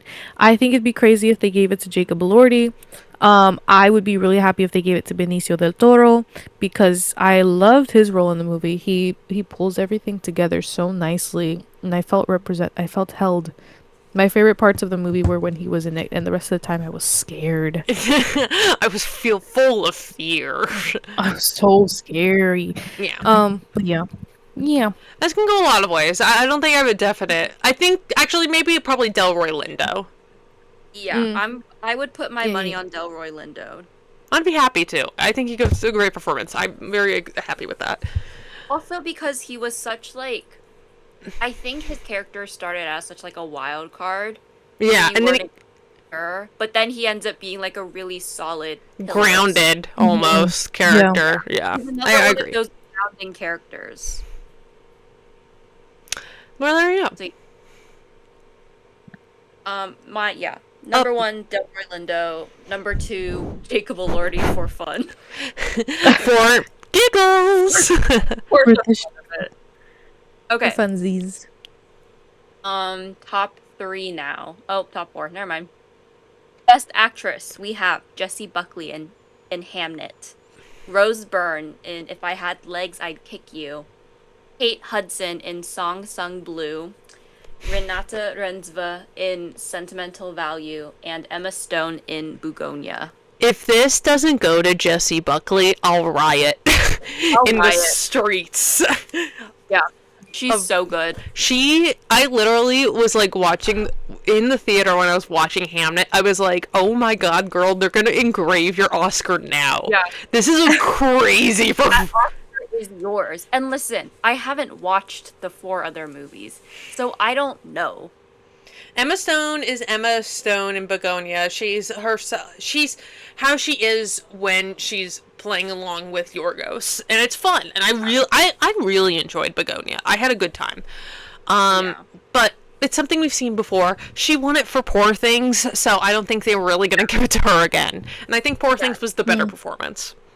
They've like had 3 movies nominated for 3 years in a row. Like They're gonna start getting sick of it. yeah, I like Emma Stone. I think she's a fabulous performer, and I haven't seen Begonia, but I'm sure that she's fabulous in it because she's never actually given a bad performance in anything. No, she's great. She's Emma Stone. But I am kind of tired of seeing her Yeah. in the nominee lineup. Renate Renzve, I'm so sorry. She's also phenomenal in Sentimental Value. She's a lot of Sentimental Value is about. It's just kind of very soft, and it's very like almost stoic, but supposed to be that way. And she's very much that in a lot of ways, I believe. But I don't think it's as intense as Jessie Buckley. I haven't seen If I Had Legs, I'd Kick You. I want to. And listen, Kate, my girl, what are we doing? I don't know why she's here. Why are you here? Yeah. My That is worry, random. again, I haven't seen Sentimental Value, but my worry is that her performance will be similar to her performance in The Worst Person in the World.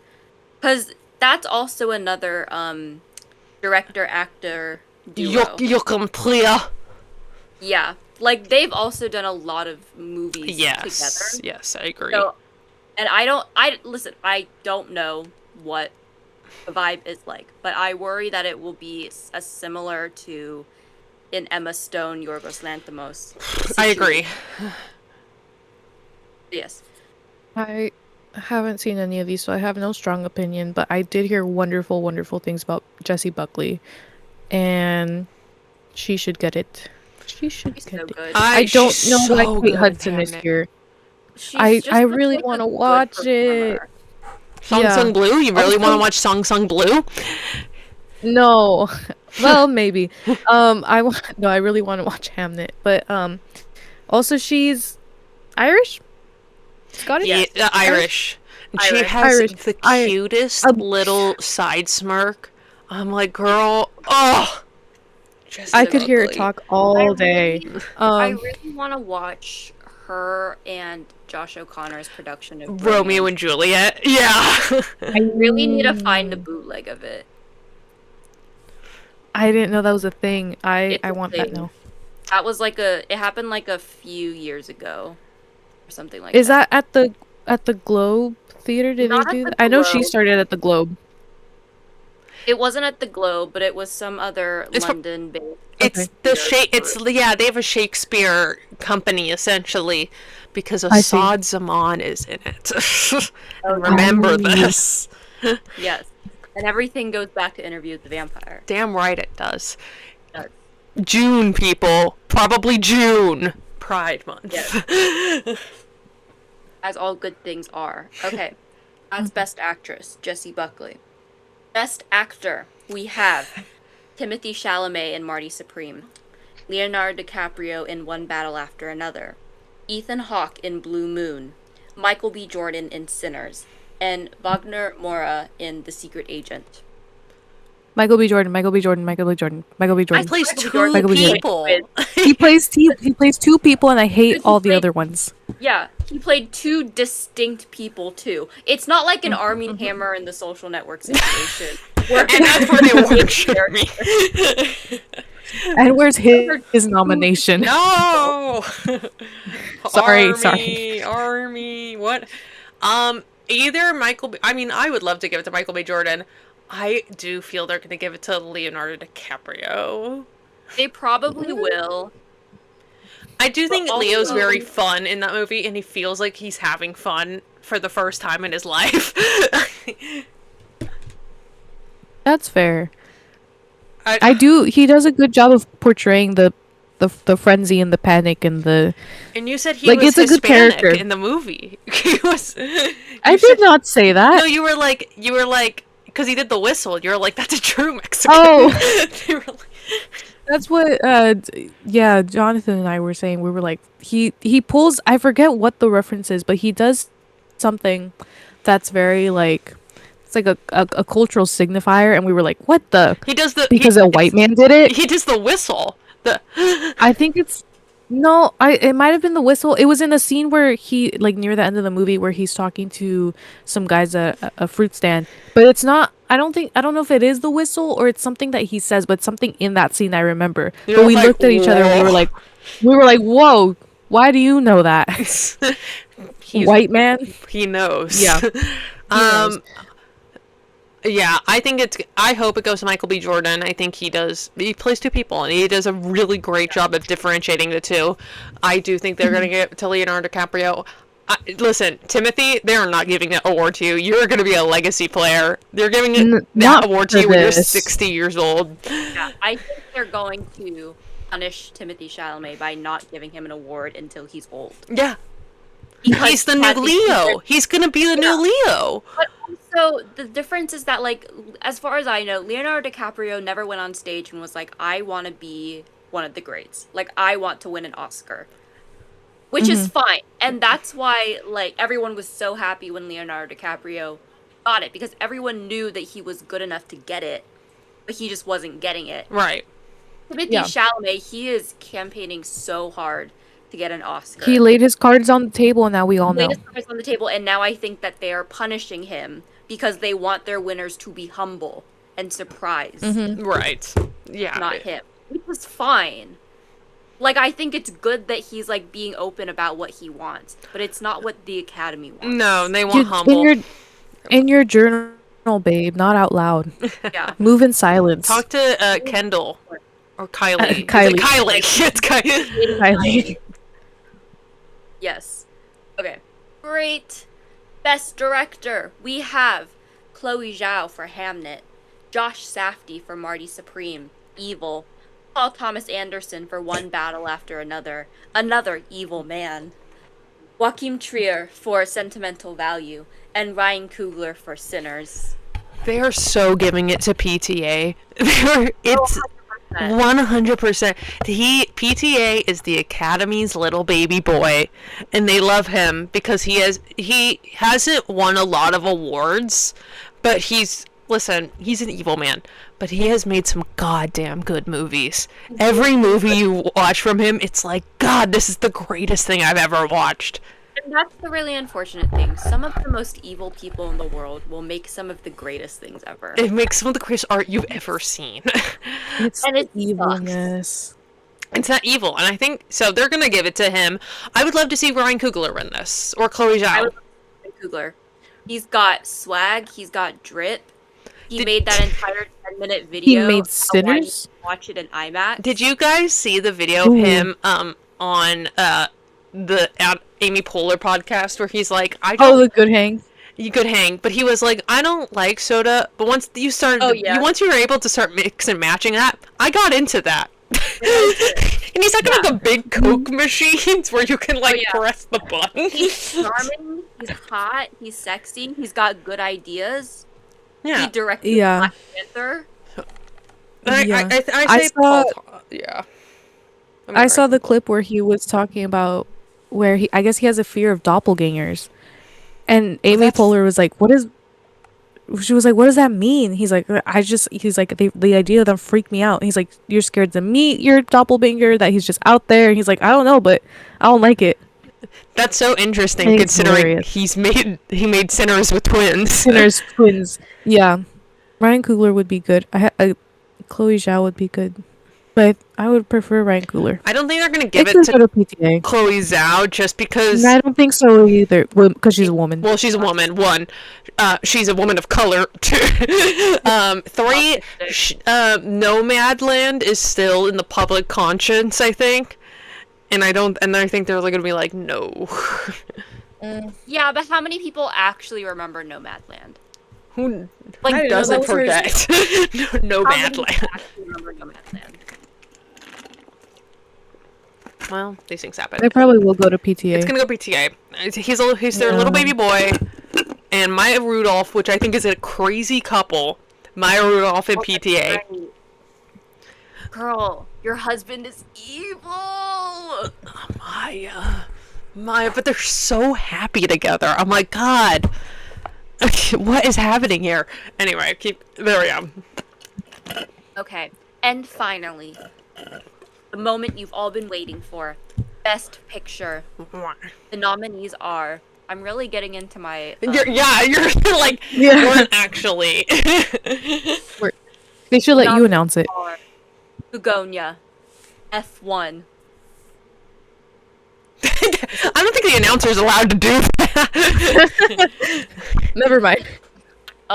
Frankenstein, Hamnet, Marty Supreme, One Battle After Another, The Secret Agent, Sentimental Value, Sinners, and Train Dreams. I think that's too many. I think we should go back to That's 5. hot. I think we should go back to 5. I think 10 is way too many. Too many movies to watch. I'm gonna give. Well, obviously, let's just get it out of the way. It's gonna be One Battle After Another. Yeah. Unfortunate, but true. Unfortunately, it's gonna be that. Again, PTA is their little baby boy, and they love him. And objectively, he made a good movie. I really enjoyed It's it. a good movie. Guys, they're gonna give it to F1. If So they give it to F1 F1, we out of can the never running. make one of these videos ever again. yeah, we're done. I'm stopping being a cinephile. You're ending I'm the s- podcast. I'm done watching movies. I'm done. I'm gonna only books from now on. Since I've watched most of the Best Pictures, sans The Secret Agent, can't watch it physically.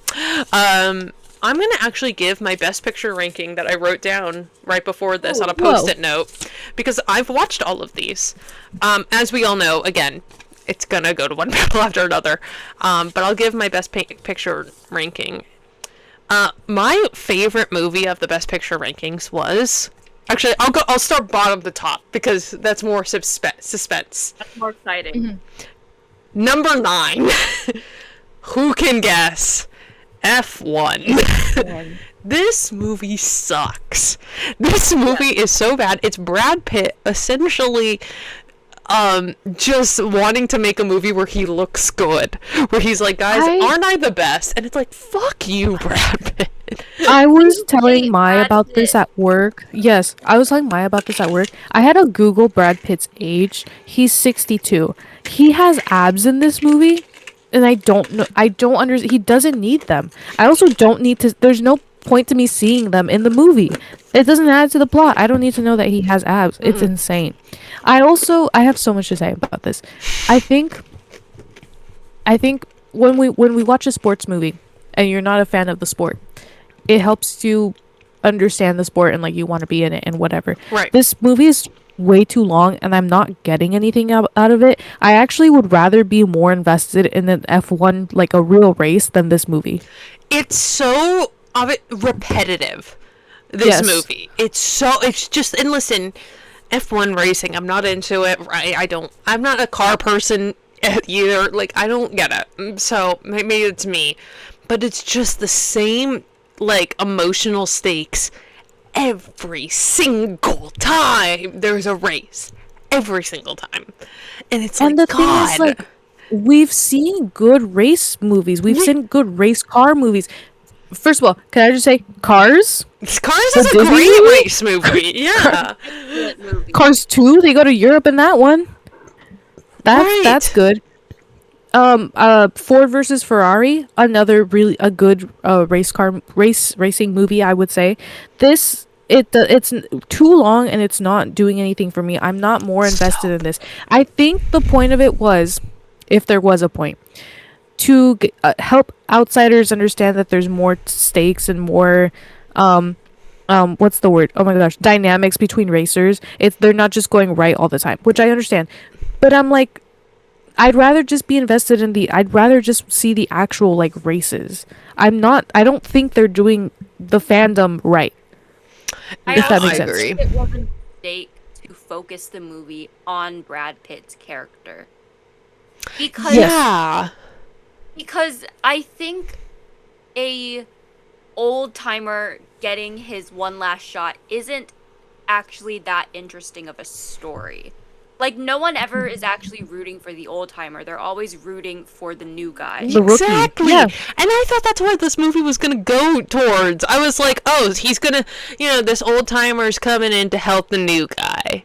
They might, They're gonna have him coach. They're going to have a coach. They might butt heads, but Yeah. it's all going to work out. And I was like, all right, that's fine. No, Brad Pitt is not apparently. racing.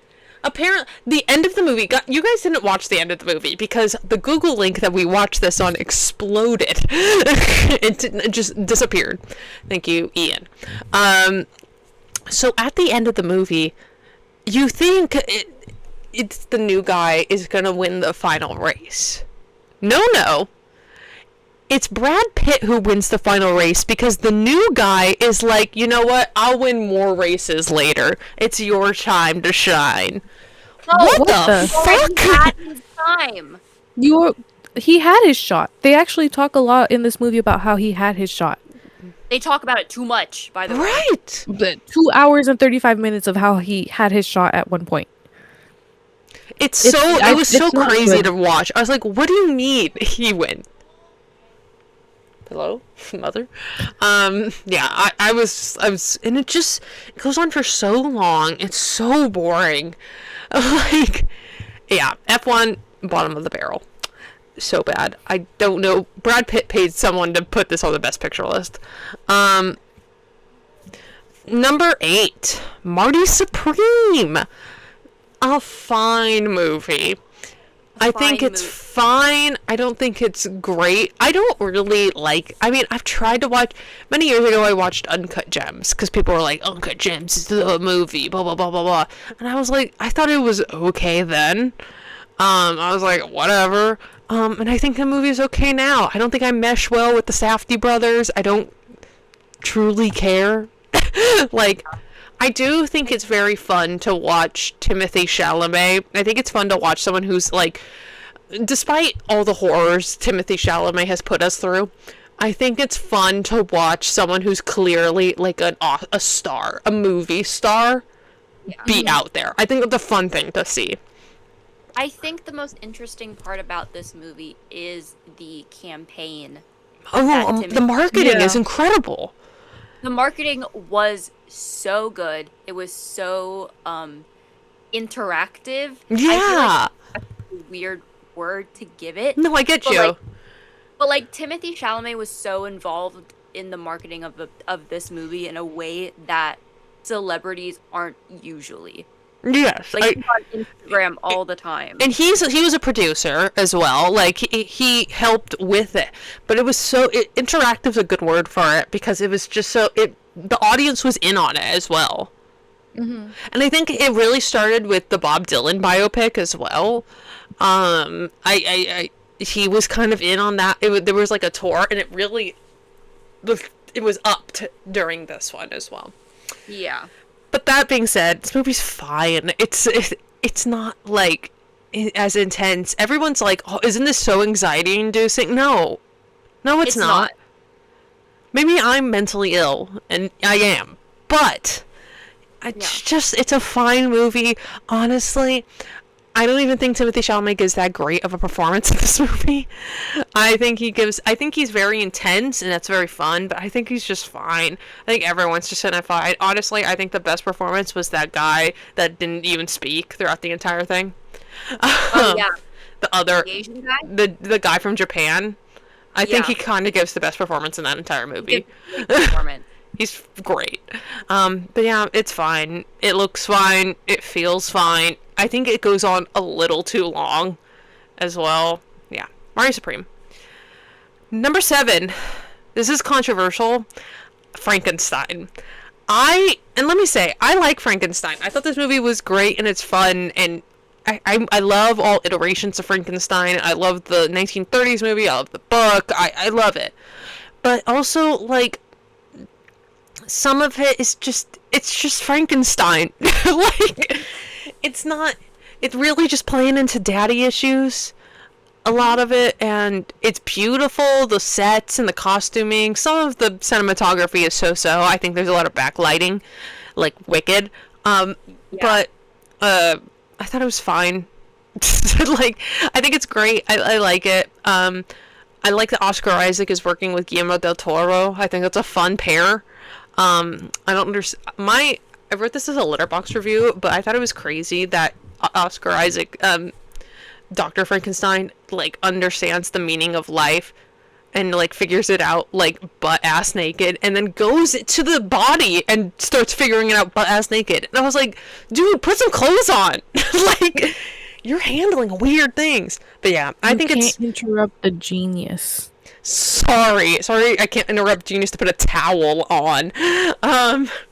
But yeah, I thought it's Frankenstein.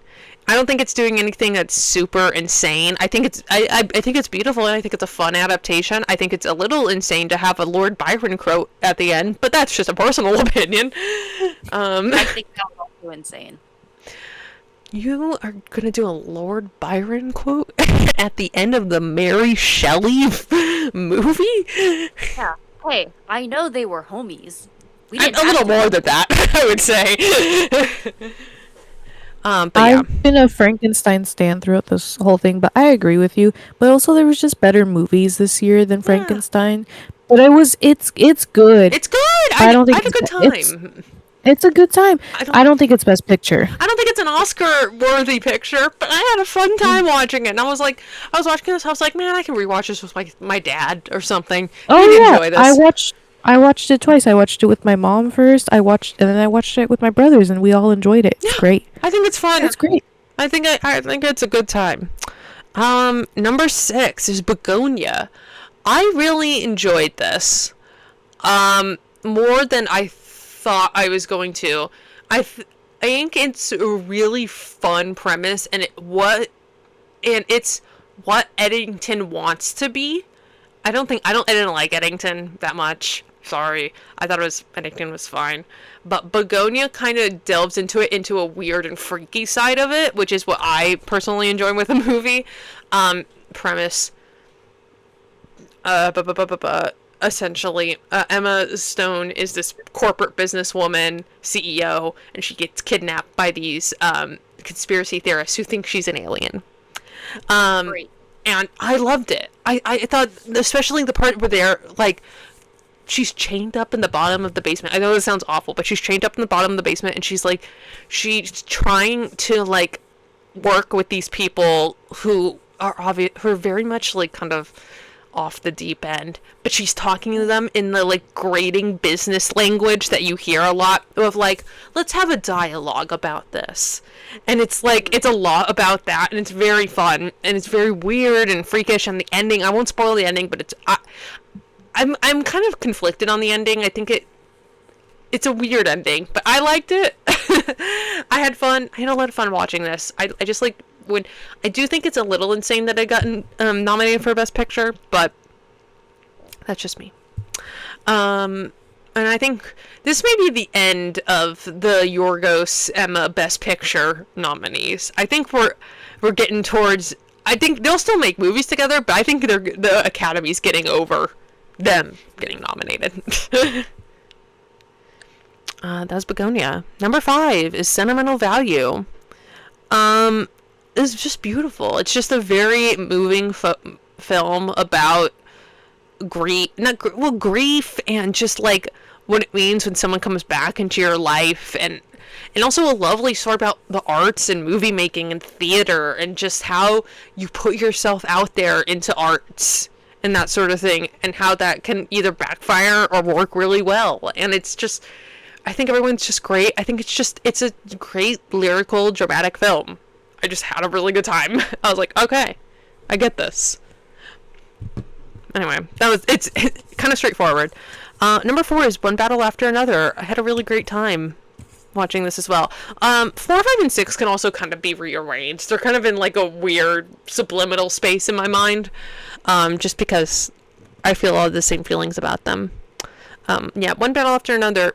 It was great in theaters. It was fun. It was a lot funnier than I expected. We talked about it. The sad thing about PTA is he makes damn good movies. He makes such good movies. One of my favorite, I talked about it. One of my favorite movies is There Will Be Blood. We watched it. I love it.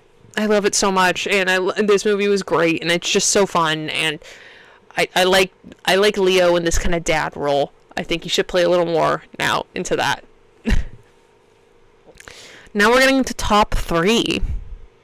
My number 3 film was Train Dreams, which was it was a total surprise that it came in so high on my radar, but it was just so beautiful and so lyrical and so depressing and sad. My God. It is one of the saddest movies I've seen in a while. It's sad, but like in a beautiful way. In a beautiful, grief-filled way. Yes. Joel Edgerton plays this grizzled man so well, and just he's so. It's just so. It speaks a lot about like how you can be empathetic in a world that's not empathetic. And how that kind of makes you feel as a person, that it feels a lot of sympathy towards things. And it's also, I mean, it's about grief and about loss and a lot, but it's also about grief of like the time period you live in and like the times past. A lot of it has to do with like, he has this all new technology that's coming up so fast, and he's like, what about the ways I grew up with? And how is that changing people? And I don't know, it just really snuck up on me. I really enjoyed it. I was pleasantly surprised by it. And it's beautiful to watch. And now, number 2, and then I'll also say number 1. Number 2 was Sinners. Number 2, and my number 1 was Hamnet. Hamnet. Number 2, Sinners. Obviously, we've talked so much. It's so great to watch. It's just, I got to watch it on IMAX with Maya, and it was just so fun to see. And just it was just a hoot. I wish, my one qualm was I wish it was longer. I don't say that a lot, but I wish they delved into it a little more with like lore, this folklore that they really go into. I think it felt like there was a director's cut out there somewhere. I think Universal kind of cut the picture down a little more, and it hurt it a little bit. But I love Sinners, and I think all of us did. Yeah. And then Hamnet was my number 1. I don't cry at movies. I get teary-eyed or I'll like feel it in my chest, but I don't cry at movies. I cried watching Hamnet. I was like, oh dear God. I was in the movie theater. It was a packed movie theater. And every single person in there was sobbing. Like, every single person in there was just bawling their eyes out. The, like, macho guy next to me was just sobbing. Because it's, again, a beautiful story about grief, about loss of a child. And so, it's so good. and it's so lyrical in the way it moves, and it's the perfect length. I think it works really well pacing wise. But yeah, that's my, because I'm a real cinephile. That's my best picture ranking, and subject to change. Maybe F1 will go to top spot one year. No, it won't. No, it won't. It's an awful No, it movie. won't. Don't watch F1. It's not worth it.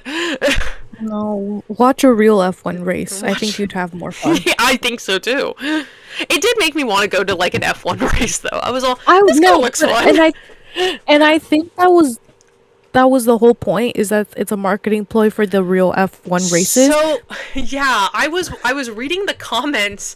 I was reading like Letterboxd reviews, and they were like, "This is corporate synergy," and I was like, Yeah. "Oh, this was a marketing thing." Interesting. No, and Well, 'cause it's in a way it worked, but Go. sorry, in a way it worked, but not because I liked the movie and I was like, ooh, I want more of this. I was like, this sucks so bad. I need to see the real thing. Yeah. The real thing is more exciting and more. I'd be more invested in it. And it's Okay, so insane that's- because our main man who made Top Gun made that movie. It Stop! was my the god. director of Top Gun Maverick, That makes sense. which is what I thought too. I was like, "This is Top Gun," and then I looked and I was like, "Okay." Yeah. No, it is, but Top Gun was Top better. Gun's good. You know why? I Top think it's because Gun's of good. Tom Cruise. Oh. It is because of Tom Cruise. But also that, I don't know, the planes are just more exciting. I wasn't super crazy about the cars in this Yeah, one. planes. There's like crazy shit that can happen. Anyway, but yeah, that's all Yeah. from me. Great. That's also all for me. I haven't watched any of these movies, so I have no opinion. I only watched there 4 of them.